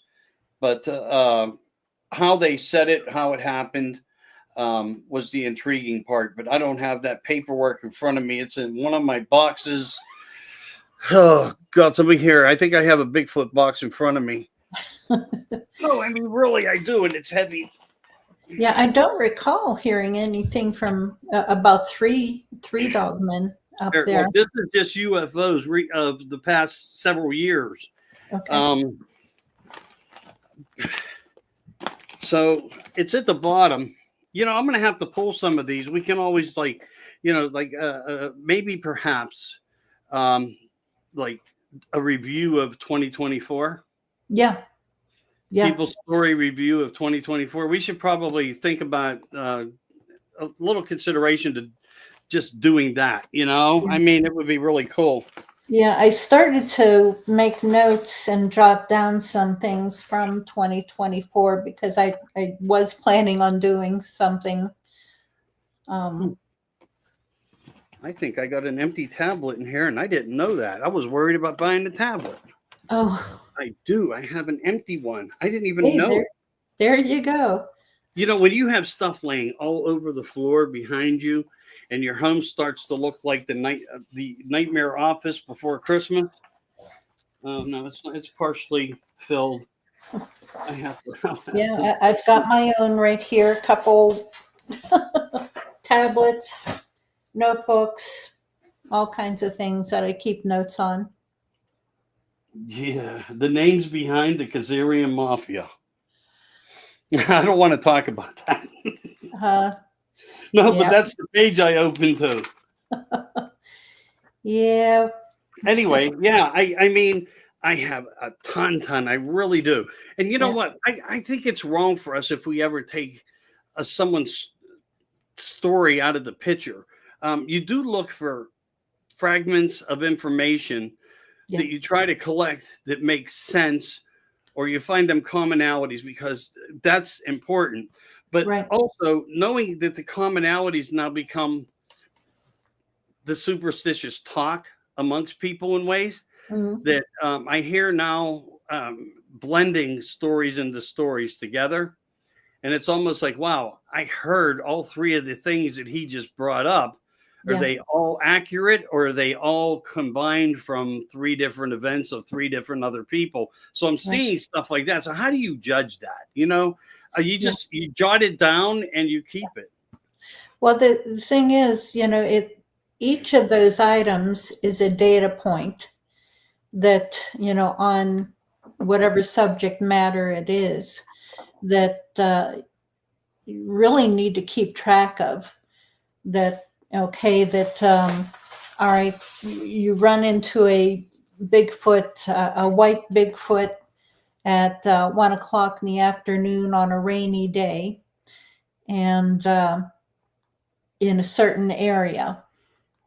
And then 5 years later, someone else reports they saw a white Bigfoot around the same period of time, but wasn't a rainy day, but in the same area, and it threw a rock. So each point you mark down, okay, it's rock throwing out in the rain in this area, and what's in that area. You know, is it a forest area? Is there water? Are there houses? What was the weather like? The moon phase, even. There's so many different points of data that is so important. Yeah, here's one for you that I remember coming across many years ago as a story that was talked about. Some of the old schoolers from up in the Armstrong Carnes area that was experienced was, as you were talking about rock throwing, was a witness watching behind a tree. He was being watched from behind a tree with a sway, and he was observing it, and suddenly a rock came. So there was either more than one, or this Bigfoot has an ability to be able to project things without touching. Yeah, most likely there was more than one. You know, the one was swaying because it was under high stress, because that's what they do whenever they're under high stress. And then the other one throwing a rock to divert your attention so the other one can move away or get away or whatever. But you know, it's learned responses with them, you know, that you observe, and you watch them after a while, and you learn, okay, whenever they do this, this happens. Whenever they do that, you know, something else happens. Yeah, it's hard to say, because the one thing we don't have out of all this, but the things that we do have, are how we evaluate what we think the circumstances are. And that makes it hard. It really does. It puts us in a little bit in a jackpot of, all right, we can speculate that this is the only way this possibly could happen, but we truly don't understand enough to even always weigh in that way. You know what I mean? That's kind of like where I am, even with the experiences that I've been through. I'm left open in places like that. I just, for me, I am. Maybe other people could, weigh in on it different, and would weigh in on it different. So if what this man experienced, and it was the only tree in the field, where did the rock come from? Because he was observing the whole back of the house. Never seen anything take flight, never seen a movement of arm. You know what I mean? Yeah. That's why I'm wondering, in my mind, as the only thing that I could ever comprehend to come up with that made sense to me, not that I'm any better at doing it, was, well, then they have this other ability, because we're giving them credit for many different types of abilities. Maybe this is just another one, because I really trust the old guy. We lost him about 3 years ago. He put my driveway in up camp. He was to himself kind of guy. He really was. And when he sat and told me about this, because he had a couple stories of interest, he really did. He kept seeing something always in this one particular kind of area, and that's what he looked at. So if there's nothing else for anybody to hide at through acreages of ground surrounding, because it's farm cut, where the hell did it come from? Unless somebody could, or maybe a rock's not really being thrown, but they could sound project somehow, like a pressure wave, or I started thinking of, if that couldn't happen, how could it work a different way Yeah. through quantum that we would understand in layman terms? You see what I'm saying? Yeah. Well, did he physically find a rock or saw or heard a rock? No, I can't answer that. Yeah. I can't reflect into that part of it just Right. because I probably was too stupid to ask. The same as when I found the one-sided footprints. Yeah. Did the snow actually melt the other footprint? And when you come up, I'll show you exactly where I'm talking about and how there was a tree there. And I know that you told me, well, they can jump. Yeah. Yeah. Okay. So there's a possibility of things like that happening. I would agree. Why sometimes my mind is just so preoccupied that I don't follow into things? It's because I'm still trying to digest what I saw, understand. I'm thinking about it the whole time. I'm not doing it. Yeah. The problem is, I think when I see it like that, I know I come to the end of that road and it's like, all right, you're going to have to really digest this in order to figure it out. And sometimes you're at a dead end. Oh, yeah. Oh, yeah. Yeah. Definitely. I know what you mean. Hey, did I ever share the story with you? It was a paranormal situation about Bigfoot that somebody called me on and that they were involved with. And they went to a house because people were having problems. They were worried. They were scared. They thought they were seeing something off the edge of the woods periodically. Mhm. And they wanted to know if anybody could tell them what is this? What's it about? Eye shine, all this different stuff. Anyway, this fella, I don't have his name right in front of me. Like I said, this would be great to do a 2024 review. He went up there and they knocked on the door and he says, all right, I'm going to be out here on the property, probably close till morning. What? Should I not say it? No, there was, I'm just, a comment is being made and I'm just telling him no. Well, look up what Torahite is. Torahite is, and that's the shape of the earth. Torahite. If that helps you. Okay, so anyway, he's on this property. He makes contact. He goes outside to do his job, and he's having the most boring night. He's not coming across any information that's good. He's trying experimental things. He's staying, calm. And I mean, what he said to me was basically he was at a dead end. He was trying tree knocks and one thing and this thing after another. And basically, it was getting towards, he knew, all right, I want to get home before traffic starts. It's morning's coming, etc. And he just called it a night saying, this is just something that I have no answer to. It's have to come back, have to spend more time. Sometimes research doesn't come in a few hours. It comes in a few months, a few years. It doesn't happen just like that. But good intentions, he was there for them. So he decided in his mind and he talked out loud and said, I'm going to hit the tree 3 times. If you hear me, please knock back. That's all I want. And thank you. That's how he addressed out loud into the ether of the world in the middle of the backyard, which was at the edge of the forest in the country. So it was deep off the roadway. So he does his thing, nothing. So, okay, gets all his things. He packs up. He's leaving. He knows he's trying to be quiet because, they're resting. He knows he told them he would be there. And he gets in his car. Whatever he had is packed.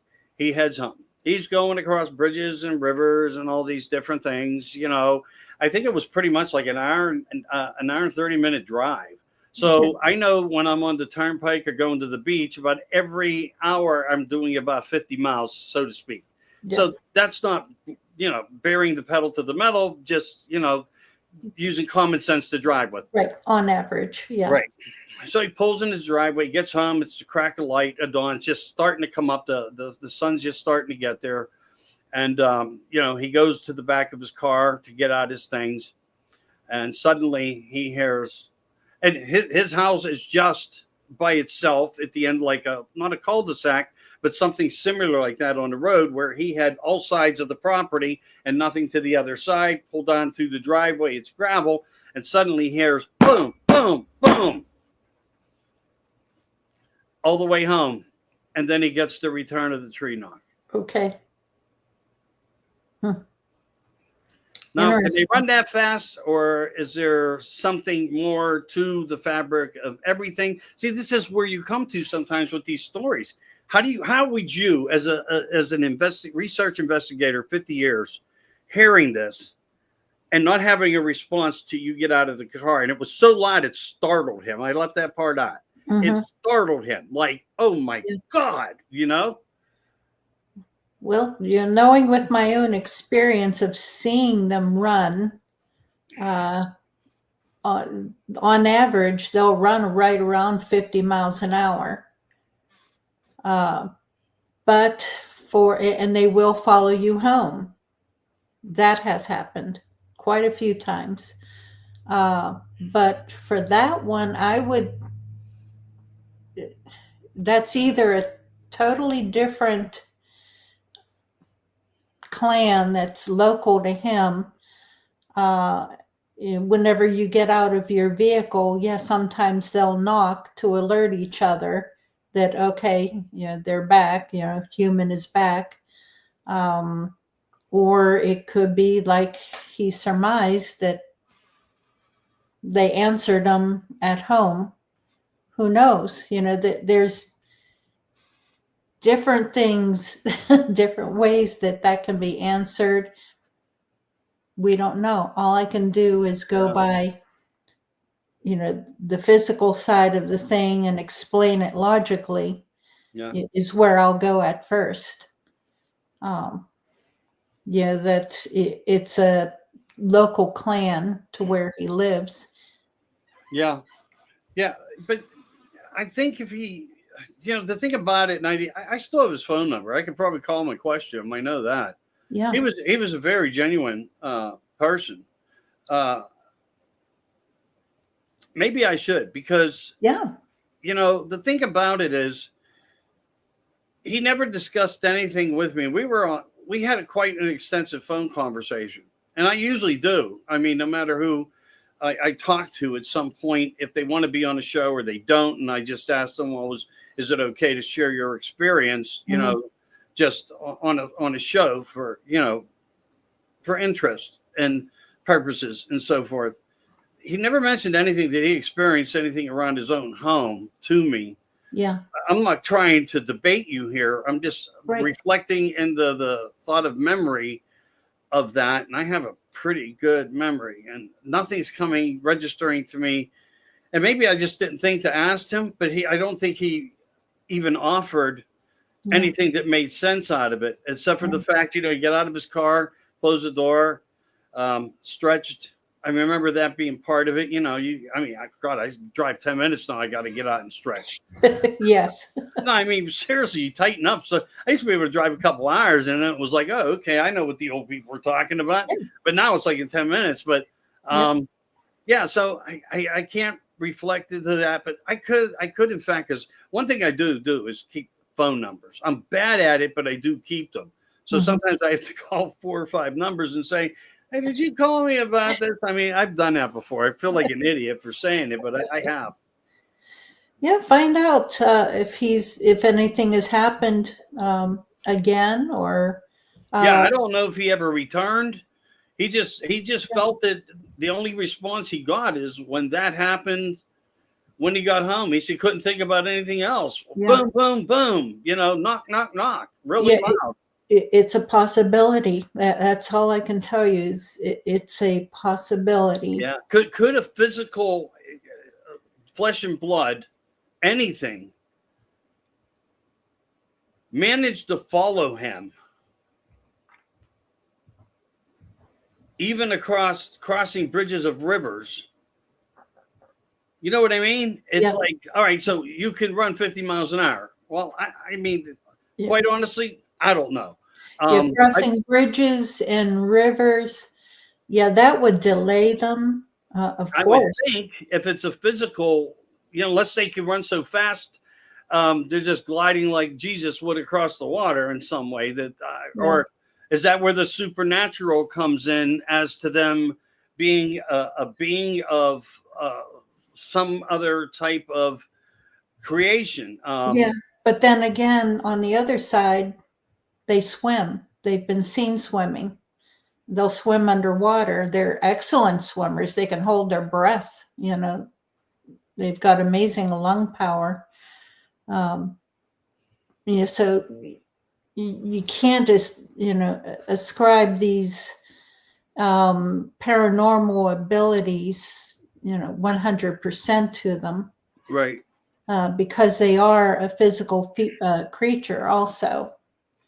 Yeah. I think Well, that we're giving them credit as they are right now. I mean, yeah, we're not describing them as something you take to the air, of right. course. So if they are like man, or from a substance of human somehow, we're actually closer to a carrot than we are to an ape. I mean, look, I look into everything. Yeah. I take nothing out of the equation. Beta carotene is part of the substance that is within the genetics of the minerals and water and nitrogen and all that different stuff that makes up the human body. But a lot of people say, "Oh, it's the monkey." No, it's the monkey. Well, guess what? You've been lied to. I guarantee you've all been lied to. It's a carrot. It's a plant, and it's not just a carrot. There's other plants. Pretty amazing when you think about it. Yeah. But I don't know. I did it as human interest, and Yeah. that was pretty much all there was to the story. But I was like, wow, this is kind of impressive what he's speaking about. Yeah. So yeah, it is. One way or another, he experienced it, and he doesn't know what he experienced. That's kind of how I was like, Yeah. Well, it's interesting because, I'm curious, if he experienced anything else around his home previous to that, or was there a possibility that they were there previously? Or did it only happen that one time, or are they continuing at his home? Yeah, well, I there's never heard from him again. So I'm thinking that logically, none of that fits the criteria of it. I know it's all questions that should be asked. Yeah. But at the same time, I usually leave things with people. Please call me anytime if you just want to talk. Sometimes I get myself in too deep, but I do it because one of my mottos is there's an ear here for you and citing on the National Sighting Hotline registry hotline. Because I do want people to know that, just don't call me because you're hooked on something and you need I'm going to direct you to a 911 line, but I put that there for people who want to discuss UFOs, whether I don't care if it's on the ground or in the air. If you had a sighting, it could be important. It could validate the fact that Bigfoot and aliens are working together. The same as like when we hear the Joe Barger story about Dogman, that the federal government took his gun, gave it back to him, and said that he killed an adversary. I wasn't there, but this is what I do know of the story. And I've interviewed him, and I've spent hours on the phone with Jenny Berry, his girlfriend, and him. I mean, they become good friends. The story has stayed sincerely consistent. It is what it is. We just weigh all these things in. You got questions? Do you think we should answer anybody? Hey, we got a Hillary in here. Hi, Hillary. Yeah, Hillary, she's down with COVID apparently, and I told her I pray for her. Yeah, that's hard. Oh, feel so bad for her. But yeah, she's been sick right now. Pardon me? A lot of people sick right now. It's like something's going across the whole United States. Yeah, it was in Florida. They get sick down in Florida. They come home. They were worse. But I've been hearing it everywhere. I've been hearing it everywhere from people. Yeah, it's making a comeback apparently. Hey, Todd, how you doing? Bigfoot New York Todd. He's a good friend from up in the Genesee area of New York. And so Jay, there's another New York person in there.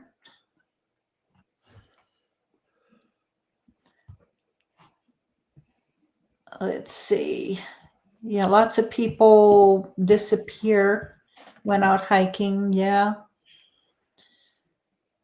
Yeah. It's, it could be Bigfoot. It could be something else. It could be people unaliving themselves as per se.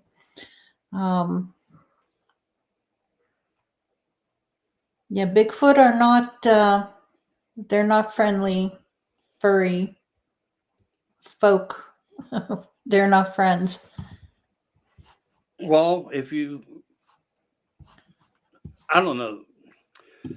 I agree with you, but I've talked to a few people who feel opposite about that. Scott Pace, Yeah, Russell Easterbrooks talks about the Osterman case.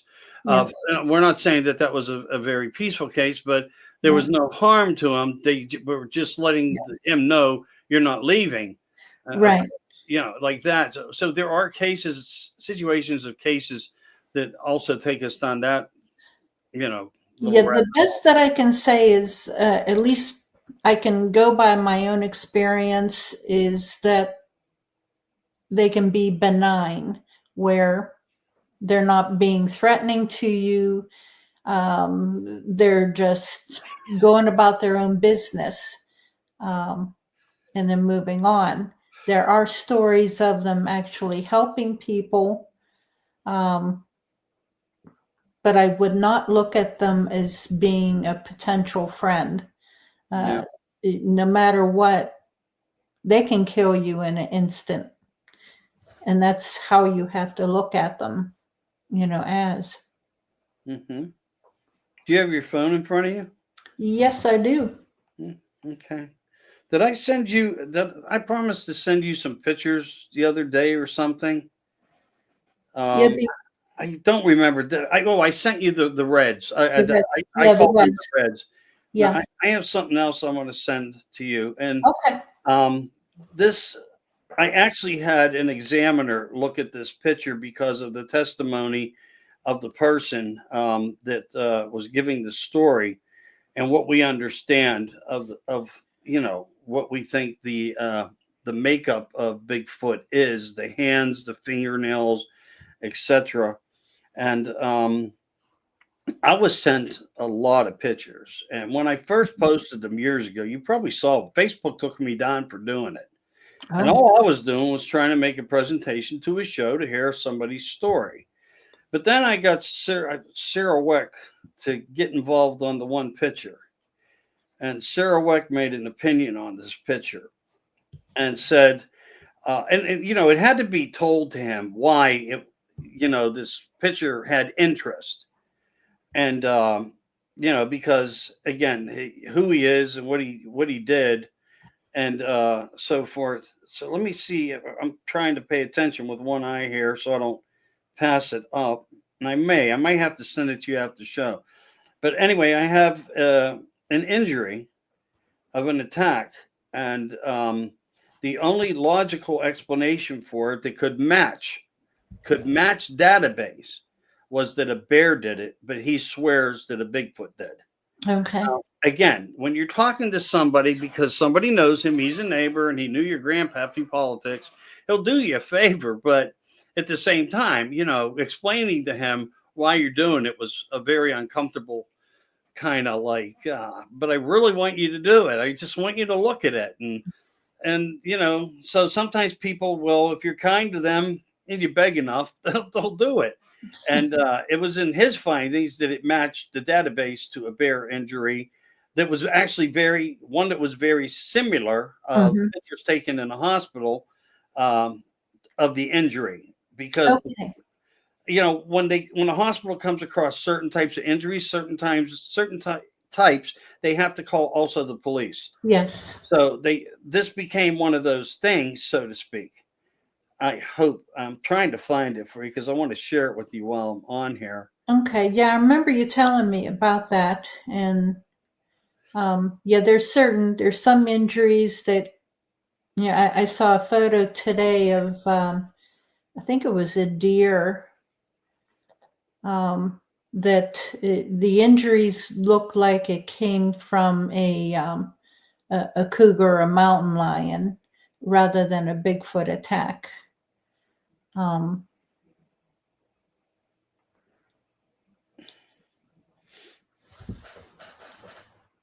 Did you ever see the one that I got on infrared?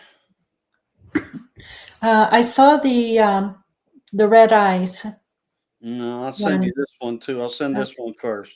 Yeah, with and I could see a figure, a shape of a figure behind those eyes. That was quite creepy. One of the other things too is we always hear more about the eye shine and so forth, and there's only two people that ever told me that they actually could see a color of blue in the eyes, or actually that the one looked like it had more of a brown, and the other eye was more of a blue.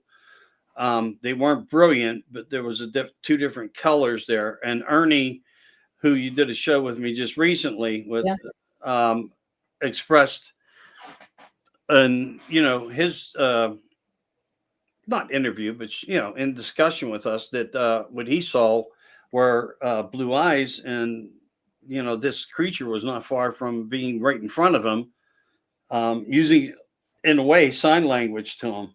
Yes, his story is fascinating. I contacted a native friend of mine, after hearing his story. I put him in contact with her because she's a native. She's the official hand signer of her tribe. Mm-hmm. And so she was able to help him interpret, the hand signs. Okay, Hillary says D.A. Roberts has some interesting photos. Yeah, I know D.A. Yeah, D.A.'s a good guy. And let's see. Kind see. of quiet to himself, but you're right. He's plowing through the field, constantly doing shows and bringing up different types of stories and history, and he really is doing a great job. I've never done a show with him or anything, but I like when I go on. Sometimes they're goofing around. You know how guys will be. Oh, but yeah. for the most part, all right, I found it. God, I was almost thinking to myself, I'm going to have to tell this poor lady that I can't find it again. Wait a minute. Okay. I don't know what the hell it sent. Okay, Todd. There it is. Okay. Okay, Todd, what you'll have to do is, I'll look up an interview with Ernie. Ernest, his last name is DeVos. Thank you. Yeah. All right, so can I put this up to the camera to show people instead of Sure. All right, so this was the injuries. All right, let me see how I can do this without. There you go. These are the injuries of it. Now I'm going to small it up so you can understand. I'm so sorry. It's just blaring. There it is. I know, it's so hard to, boy, those are deep. And so this gentleman was supposed to do 2 shows with me, and I told him, I says, what you're representing here is quite graphic, and I'm going to get really in detail in the interview with you. Be sure you want to do it. Yes, I'm in 100%. Well, he backed out twice on me, and then I just said, okay. So that's why I did what I did and said, I got to get somebody else to look at these pictures. Yeah. I want to know what this guy's truly about, because he's somebody that's in the community. In the communities. And, anyway, that's all I'm saying. So he was a no-show twice, and I just separated myself from him. And I thought that was best to do, especially after I could confirm through the picture that the database was showing something totally different. He says, there's no way, even if something would have nil follicle, I forget how he utilized the terminology of it, and and we just lost him recently too. He passed away. Oh, And everybody used him. Everybody in the world used him. He was the best in the world when it came to suspicious deaths and, letting somebody exhume a body and, getting into all the characteristics, even after complications of many years in the ground, he was the guy to go to. And to have him close by right here in Pittsburgh, was so I'm glad it worked out for me that way. But he wouldn't agree that anything like this, no matter if it was like that, just so much larger, yeah. could do and get in the way it got. He's swiped too clean. Yeah. He said the only thing that he could imagine that could do that swipe it that clean would be a bear of probably 600 to 700 to 800 pounds. Yeah. And where was that at? Because they grow I them. think he's in Louisiana. Okay. And I would tell you, but not here because I don't want to. But I can tell you, he's somebody that is always looking for an interview. He's not talking about this no more. He has news stories. Okay. I think the most fascinating story, if this is a real story, is keep it genuine. And because if a lot of people don't even know about this, this would be the one they'd want to hear. Yeah.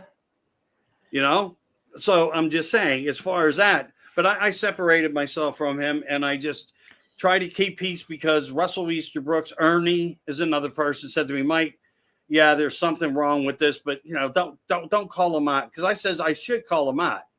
And I didn't call. Yeah, you probably thinking about who it is. Yeah. In fact, is he in Louisiana? Mm-hmm. Okay. I think I know who you're talking about. In fact, I booted him out of my group. Okay. Well, If it's the same person. It may be. Again, how do we cross the line through this when we're having discussions? Because I don't want to create a hate platform for anybody. No. But the other one that I sent you, you should look at that, and it's pretty fascinating. Watch around the back of the truck. Let me know what you see. Yeah, I saw it. I was watching it a little bit as you were speaking, and I saw it looked like a cat walking across, and there's something else there, and the cat knows it. Okay, yeah, I'll have to watch it again. Yeah, that's yeah, I saw the light flicker or something. But yeah, I'll watch that a little bit more in depth. Yeah, I have a ton of stuff. I really do. I could keep you going for hours on the stuff that I've collected. But, anyway, we come across these little tidbits of time, and then my memory says to me, oh, my God, you never sent that to Mary. You were supposed to, and so forth. But, yeah, I can remember when I did that, and I posted it. I mean, it was like a viral of interest, and to be let down twice, and then Facebook removing it too on top. So then I had to take a different direction as to how I did it, letting everyone know it's the same story, and it will be the same storyline. Nothing's going to change. It's just, pressures of Facebook thought it was graphic and it needed to be removed, but he didn't show up for it anyway, even though I went through all that work again. Yeah. And then he contacted me, said, I'm going to come on with you. We're going to get this done. I got some new equipment. Part of my problem was I didn't have great service. I didn't have a great computer. I didn't have a great phone. I mean, it was like, all right, come on. When is the great? Come on. We're all using this. It's even when we have problems, it's not as bad as what you have. Yeah. Go somewhere, sit in a library, get behind the internet. They're free.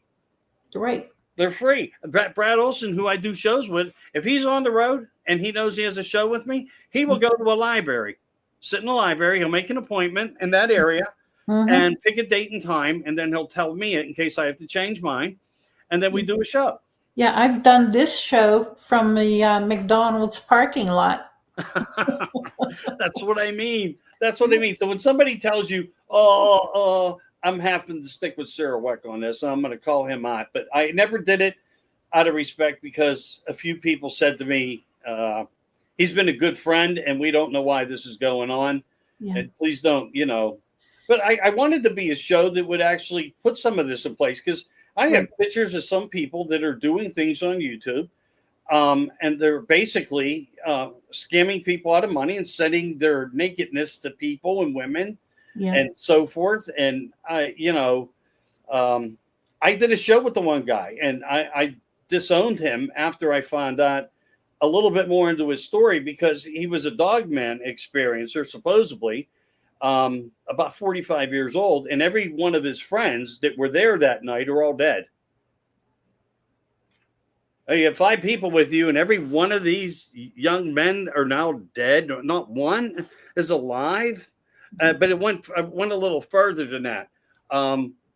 Mysteriously, um, I was talking to somebody, and he says, "I know somebody that knows him, and they want to talk to you about that story that he did on your show." And he told me that he knew him, and this was his MO. And he was so anyway. He took a lot of people for money. He took Ernie for a ride. Yeah, I'll talk to you about him later. I don't want to do it on the show. Do you have an idea who I'm referring to? Oh yeah. Okay. Yeah. It's sad, and I could give you 10 others. I- And I would like to see us clean it up somehow because I watch good people reach out to help certain people, and you're trying to do the right thing, and they're Yeah. destroying what we built. Yeah. I have to be careful here because I don't want to get into drama and so Yeah, on. and that's why I'm not giving you names. But yeah, I'll talk to you off. It's all good. It's all good. I understand. It's all good. I understand totally. Sorry. No, hey, no, Sorry. no problems. Yeah. No, I get it. I can help give you a little bit more insight. Oh, I'm sure you could. I'm sure you could. And see, it's a shame we have to fear for that part of it, because we need the best structure that we could create. And maybe a couple swift kicks in the butts would send a few of them on their merry old way from the things. But, it ain't going to happen that way. And I know. Yeah. I know that. So how do you want to finish up? Because we've been on here, at least me, I've been on 2.5 hours. Yeah. And you started before me. Nice. How long do you usually stay on? Sometimes I get off at 9. Sometimes I get off at 10. It just depends on how the conversation's going. I don't have any set time period. Gotcha. As long as people are interested. Yeah. When I normally do shows and get invited, I do like an hour, because there's a lot, and there were like last month or a month and a half ago, combined with my own shows, I did 45. And that is a lot of work, a lot of discussion, a lot of raw throat, and just researching because, hey, can we talk about this? And then I might want to look over a few notes, but that gets a little bit mind blowing too. So I don't ever try to be mean to anybody about it. But, no. hey, do you know the guys from Space Radio? Oh goodness. I've listened to it, but I don't know them. No. Yeah, I think I've been invited. I think it was them. They invited me recently, but I haven't been able to, accommodate them yet. Okay, hold on a second. Thank you, Jack. Good night, Jay. Nice to meet you too. Please come back next Wednesday. We'll be on. Oh, wait, no. Next Wednesday, I will not be on. I'm going to be out traveling with my husband, but I'll be back the Wednesday after. Just subscribe and click on that notifications button, and you'll get a notification whenever I'm on again. But it's Wednesday evenings at 7:30. But yeah, for the holiday. Pardon me. You're going to take off time for the holiday? I've been invited to do a podcast possibility right on Christmas Day.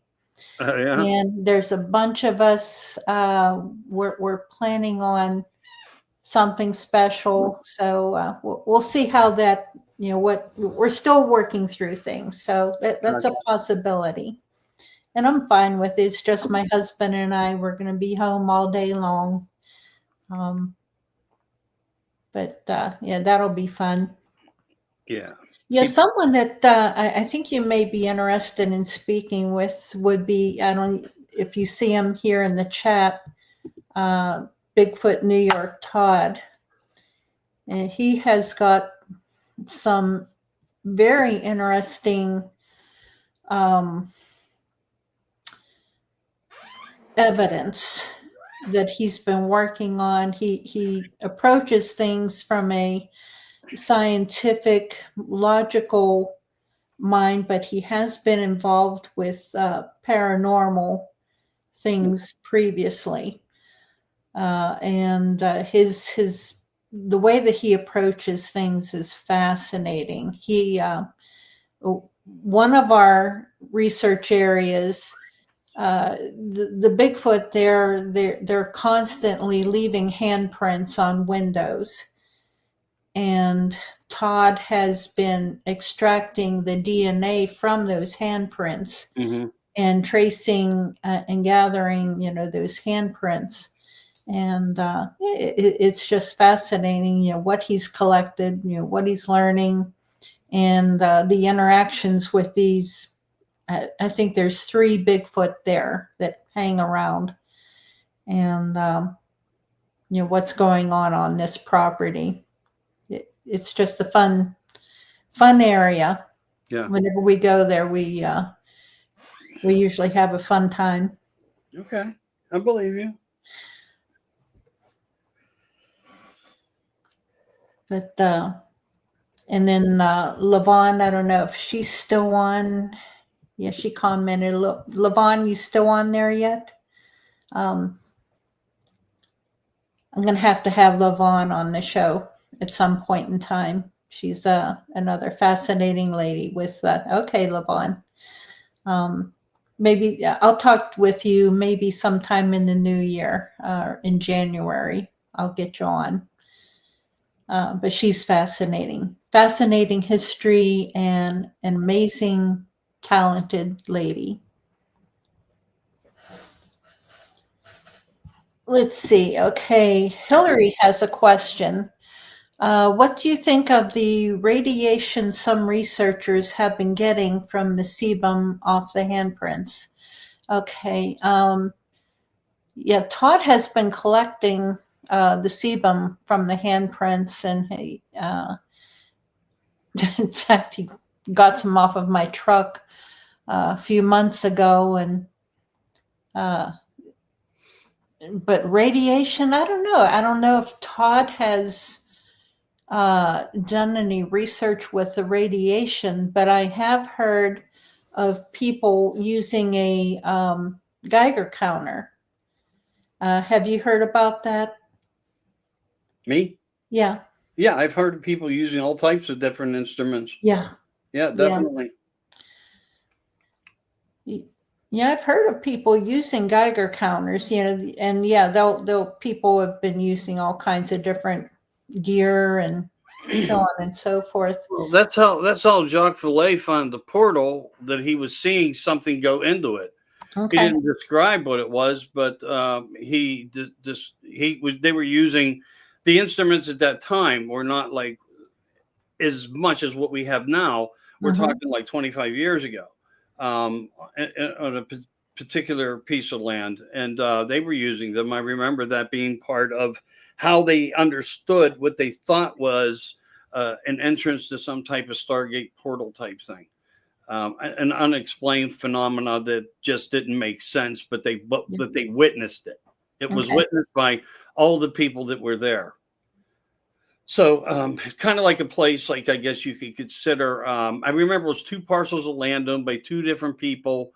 I don't remember if it was Ohio. Gosh. But again, they were using those type of things, and they were picking up certain radiational type of, as it was described. Right. Yeah. I mean, I try to use everything when I do things. I don't have a Geiger, but I mean, I use metal detections and everything else. Yeah. Yeah. I want to see if, anything is doing something to the ground, check for particles or minerals of the sand traces, if they turn to glass. just Yeah. because of, because you don't know. Every Right. stone's got to, be flipped over and kind of like checked. Yeah. Yeah. I checked into Geiger counters. In fact, you can pick some up cheap anymore off of Amazon for like 30 some dollars. I don't know how good they are. But I've got enough gear. As a matter of fact, I've been leaving a lot of gear behind. I found myself relying too much on um, on the gear, Yeah. and so I'm using my own senses as my gear. Right. My brain, my eyes, my ears, sense of smell. I'm able to gather in more information more quickly just from me sitting there or standing there and sensing what's going on around me and listening. Right. Yeah, I mean, everybody's going to find their comfort zone as to what works for them. You can use K2 meters. You can do all Yeah. kinds of different things. Everybody, I learned that some people only want to use one thing. I Yeah. parabolic microphones, all those things. I mean, everything's behind me. I have them. Yep. And the thing about it is why I think to do that is important as often as you can is because different types of experiences may require different types of sophistication, Yeah. and they go beyond the scope of what our capabilities are. Mhm. Doesn't mean that we get anything further, and I'll tell you that I have it, but I do at the same time.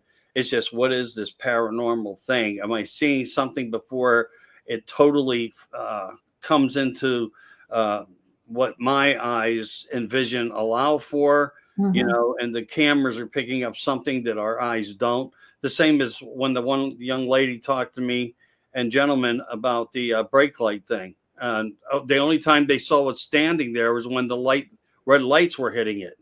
When they let off the brake, it wasn't there no more. Looking in the rear view mirror, hitting the brake, it was there again. Let off the brake, the red lights go on in the back of the car. It's not there.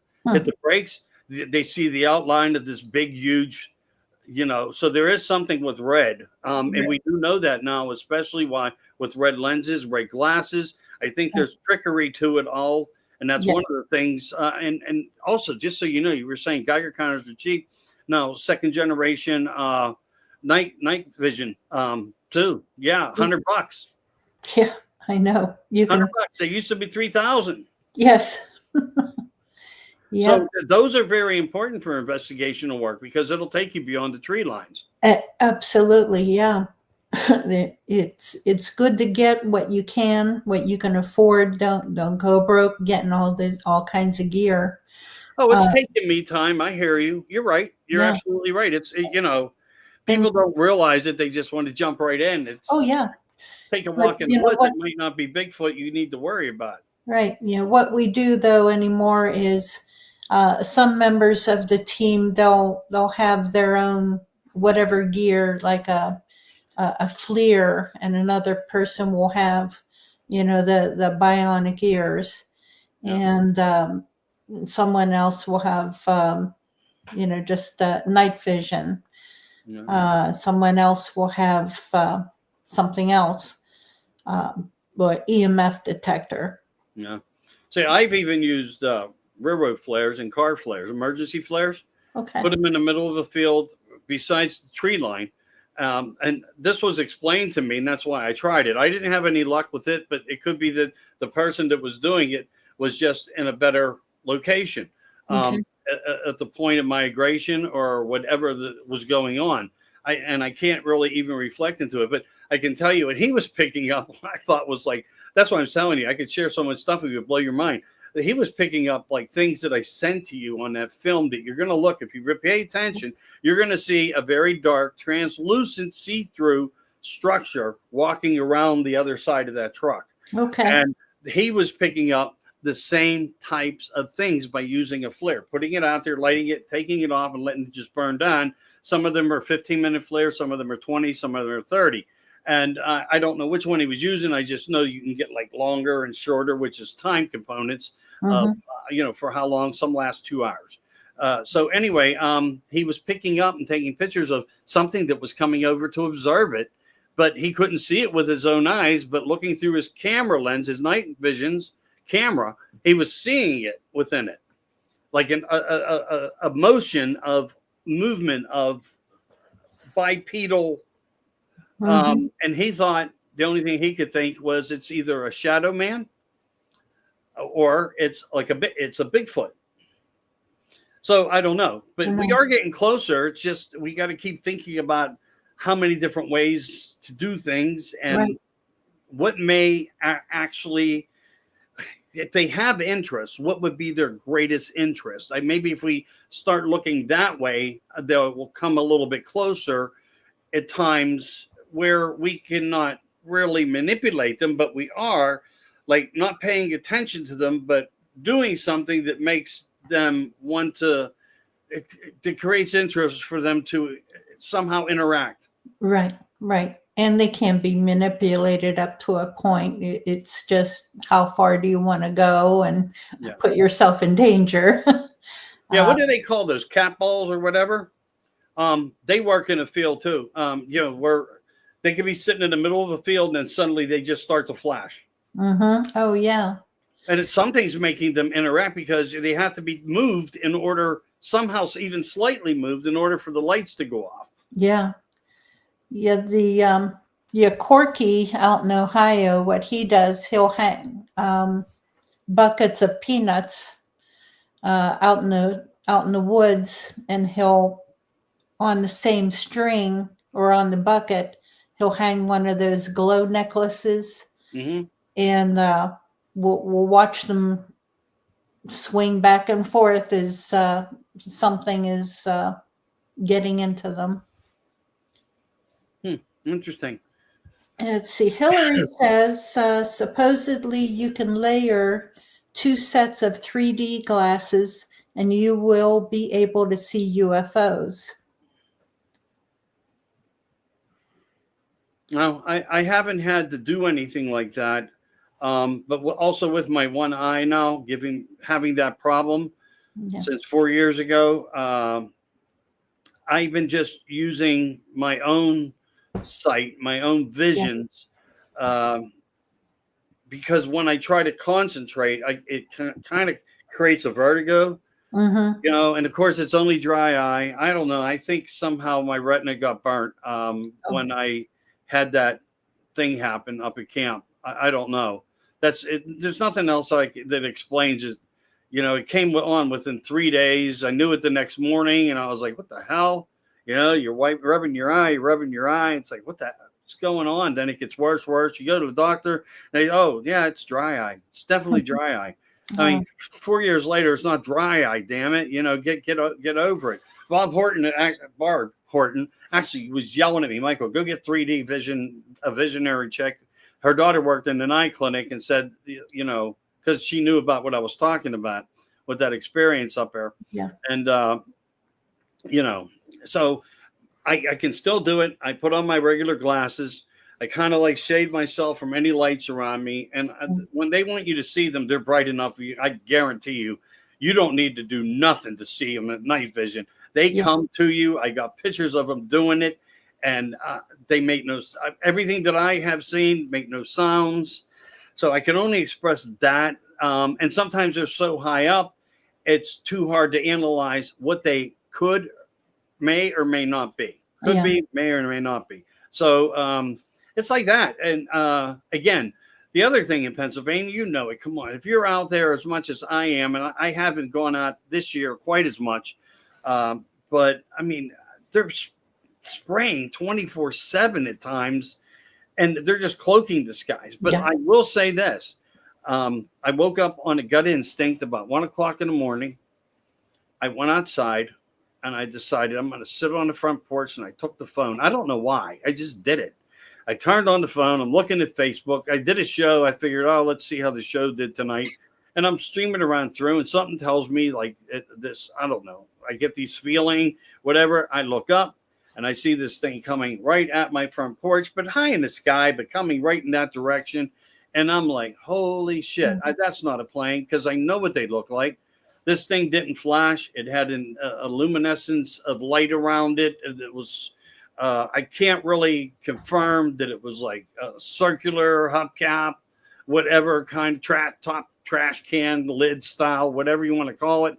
I just, tried to expand on it, took some pictures. I thought I got really good pictures. And then the following night, I got a cylindrical type of object. I call them rodzo, and that's part of something else that we know is on this planet with intelligence. And normally they're seen and not in swarms together, but they are together. And they move at rates of speed that are like just nuts. They were first found, I think, in a cave where they came across them doing filming. And when they went back to look at their films, they were saying they were seeing this anomaly, and they were the ones that actually created the words rods. They were calling them rods, but it was an intelligent kind of like thin, like take a big pretzel, put two of them together, and they had some like things that kind of like fins, like that went around them, and they just shot everywhere. I think I have a picture of one. Oh God, I shouldn't have said that. It'll take me an hour to find it. Yeah, let's see. Can Squatch, welcome to the chat. He says he's heard the original night vision goggle users were seeing other shadow beings, and then they were changed to eliminate those wavelengths. Could just be rumors. Yeah, that I haven't heard. Yeah, I wish I could answer. I can't. I don't know. It's just when you hear that there's going to be a second generation, you're hoping that there's going to be an improvement, not a disprovement of what things are. But that does happen too. That does. But keep in mind when you hear other people with voice talk about supernatural, it's because they're closer into the know of where some of the information is actually coming from. So that's always one of the things that I surround myself with the logic at. It kind of keeps you going. Okay. Hillary, that sounds fascinating. I'm going to have to check out that channel. She says there's a channel, Scanner Guy 1968, that always has astrophotography. His latest video is crazy with UFO activity. I'm going to have to check that out. Oh, I found it. Okay. Yeah, he's an astrologist, huh? So astrophotography. That's what they look like. Let me find. Yeah, I took a picture of something like that about 10 years ago. Can't remember where I took it, though. They fly in the tops of my trees up camp. Yeah. Also, what I've been noticing and seeing up there is like a new form of a light bug. I don't know if Gates's bugs are doing this or modifying, these little creatures or something. But I'm seeing lightning bugs now that are like this long, and they flash like a strobe light, and they're lightning fast. They're just like, or it's an intelligence of something, and we're just starting to experience more. The same way when we go back and we look at, in the 40s, when we started doing all the bomb testings, it was like everybody said, we opened up some type of veil and things started to come through and so forth. And, shortly after, visitations also, as they said, then started. I don't believe that then had started because there's too many reports in the 1800s. There's early reports before. There's abduction reports even far back as 1880 and more, that's been written about. So, I mean, who's to say? But anyway, so that's a rod, and they can be long and they can be short.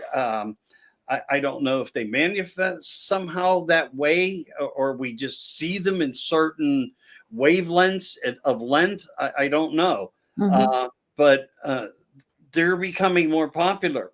where people are now starting to also capture those. So have they always been here? Probably. I think so. Yeah, I Yeah, think so. probably.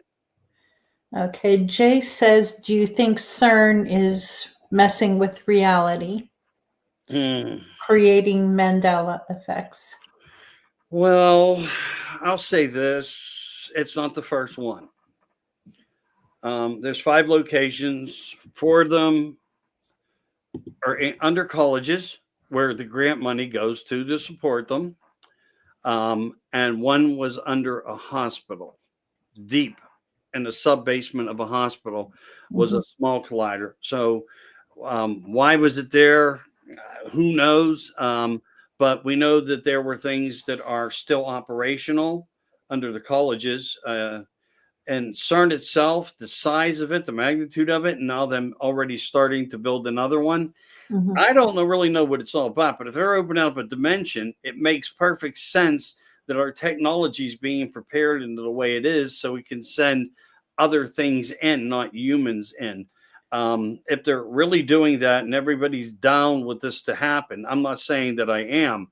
At least they're not going to be looking for volunteers who may never be able to come back, but they will have some type of capability, a better capability of sending in robotics. And has that not been have just a spectacular jump in technology there? So these dogs and all these different track machines and stuff.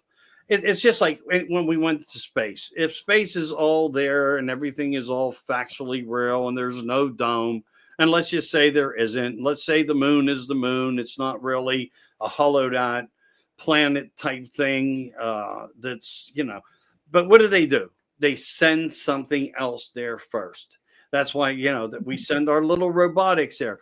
But then we see these mistakes where, the sun shouldn't line up that way and the shadows shouldn't be here and the flag on the moon shouldn't be waving if there's no air. And who's taking the picture of these guys getting out of the capsule? Now, why has nobody ever thought about that? The first moves out of the capsule and somebody's taking their picture. Come on. So we have a lot of cognitive dissonance, a lot of disinformation out there. And our government's actually, part of the biggest problem of that. But they may be doing it for the purposes of all of April 14th, 2029. I don't know. But we're doing things for whatever reasons. And maybe they want to hightail as many out of here as we can. I don't know. And have a different place to go. But they also don't show you the other side of Mars. That's pretty lush. Yeah. Oh, okay. Yeah. Yeah. And I mean, there's pyramids there. I mean, there's structures. We got Yeah. pictures that they painted on. John Lair, years and years and years ago, I had the pleasure of writing to, and he responded to me, and we engaged a little bit, not a crazy lot, but he said they are so factual, real, it's pathetic. And they were back in NASA in the late 60s. They were sitting there. They were paying artists to paint everything out. Now, what are they doing on the films? When you watch a film in a blue sky, they're putting the chemtrails into all the movies. They're paying people to articulate the skies before the movies are released. That's the last part of the editing of the movies, to make it look like this is not a phenomena that they're doing, that it's a natural phenomena, and it's not. So it's nuts. It's nuts. But if they were to open this up, and that is all possible, then, I guess we're going to find out a lot, or maybe not. Just it'll be like the Vatican. We'll tell you in 100 years if the Earth still exists. I don't know, but yeah, it's mind blowing. Continues to be. And it will continue to be. I know. Yes. I always take it off to another. Sorry about that. I just can't answer yes or no. I know, but I mean, but it's factually true. Wherever the rule of thumb is and how it works. Because they wanted liberal arts to manifest itself in a certain way. They decided to put things in places and give a lot of money to see that certain things were the way they wanted them and that there was secrecy to it all. It's just crazy. It really is. But I'm going to take off, man. I'm getting a little bit tired. I hope you don't mind. No, And I don't mind a bit because I'm getting tired. It's my bedtime. yeah, I haven't been on for 3 hours in quite some time, to be honest with you. No, I want to thank you. No, Thank not a you problem. so much for coming on and just fascinating conversation. And I know the audience enjoyed it. They had lots of questions and comments. Well, you know what would be nice if you all could share Marriott.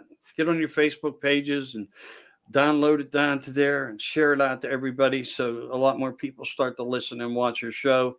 Also, Mary does some things with me on What's in the Skies and so forth. So look for Mhm. that on Sunday nights. We're going to be doing it like every other week, something like that. Depends. But with the holidays coming up, we might get a glitch there. I forgot about that part. But Yeah. just in case that did happen, it doesn't mean we're not going to be doing it. It means we will. It's just, family time is family time, and that should be respected. So, Yep. yeah, try to help and share and like Monkey Wench. Yes. I was Yeah. calling her Monkey Wrench one day. She's like, "No, it's Monkey Wrench." I'm going to type down the name of your channel so they can subscribe. Do I even have one? Well, yeah, America Oh, Disclosing. yeah, you can go on Google and find that. It'll take you right to the devil's throne. I'm sorry, I'm the bearer of bad news, but Let's I'm see. not a theorist. I'm a transparentist. I want to bring truth to people the best I can. It may seem like I'm locked in that scenario, but I'm a step above that. I used to be. But like everybody says these days, if you're not one, you're not awake. So I don't know. Well, you got to be awake. Yeah. To learn. If you're asleep, you're not going to learn. Yeah. That's what everything's about. But guys, you hit that thumbs up, share this, get on Michael's channel here on YouTube, or if you're on Facebook, get on to You're not his. going to find it. You spelled it wrong. Did I? Yeah. Oh, okay. It's America Disclosing Uncensored. You got disclosed. It's all right. Don't worry about it. Don't worry about it. It's all good. It's all good. It's all good in the hood. In the hood. In the hood. In the hood. I'm going to go upstairs and watch a little bit of TV and grab a sandwich and call it a night, though. I do get up early. I don't know why, but right now I feel like I need some rest. So I'm going to kind of like rejuvenate the old body. And I hope to see all you guys soon and again. And I'll come when Mary's bored. She can knock on the door and get me to come in and hang out with you guys. Hopefully it won't be a bearer of bad news, but discuss more some of the subject matter that reflects to the platform. So I'm happy to do that for you. Thank you. Appreciate it. And our prayers go out to you and the people that you're working with, that things are successful. Oh yeah, I really do. And my friend needs prayers, because Yes. the reason he's doing this is they told him just yesterday, day before yesterday, that he only had 6 months. Oh. You know. Oh my. Yeah, he only had 6 months. Well, That's why it's going to be a big part of disclosure, and it's going to come in a big way. It might even make news in ways because of who he was. And but again, it was a secrecy to this hugely. So I don't know. I really don't know. I don't know how that'll work out or pan out. But like I told him, I'll do the best I can. Give me the direction you want me to go in, and that's how I'm going to proceed forward. So if I can give any other information to you, Mary, that you can talk about, I'll make sure that I'll let you know what I do in case you can direct anybody. But I think it'll be important that we at least stay observant through the next year. I think a lot's going to come about that, because if we expect too much out of congressional hearings, you might as well just watch some movies. You'll get more from them. Yeah. Well, hopefully, some things will come from the Supreme Court, from SCOTUS. Before then, we'll see. Yeah, the Bronson brothers. That's a big thing there too. That Yes. really is. Yes. Yeah. So anyway, thanks for having me. Appreciate you guys. Thank Have a you. great night. Okay, You good all guys night. go to bed. Yes, good All right, night. take care. You too. All right, thanks all. And I'm going to hit the hay myself because I'm tired. And I do appreciate every single one of you coming on, chatting, and everyone who's not on the chat but still just watching. Hit the thumbs up, please. I appreciate it. Just hit that thumbs up, and I appreciate every single one of you. Again, next Wednesday, I will not be on, but let me check my calendar here just to be sure well, doggone it, that ain't gonna come up. And let me look at my phone. Let me look at the dates here so I know what's going on. Okay, Wednesday after that is Christmas Day. There is a possibility that I will be on along with a bunch of other podcasters on Christmas Day. There will be a schedule. We'll see. We'll see. And if that doesn't work out, I'll probably pop on anyways. But after that is January 1st. So we'll see. I'll keep everyone updated, so make sure you subscribe. Click the little bell for notifications. Make sure you click that you're getting all notifications, because I'll make a post sometimes here on Facebook and give people an update as to what's going on and what's planned and so on and so forth. But and other than that, information in the group. We're on Facebook, Pennsylvania Bigfoot Project. Join us. Get on there. And I know, Jay, you're not on Facebook, you said. And, I used to have a website, but it just wasn't working out for me to have a website. I find I'm on Facebook all the time. I've got, might as well say, 20,000 members between YouTube, Facebook, the Facebook group, the Facebook page, and other social media that I'm on. Yeah, we're way over 20,000 members. But get on there, get the notifications. We'll do campouts through the year. I'll keep you updated on festivals that's going on. But I'm just gabbing on here. I'm going to shut it down. Love you all.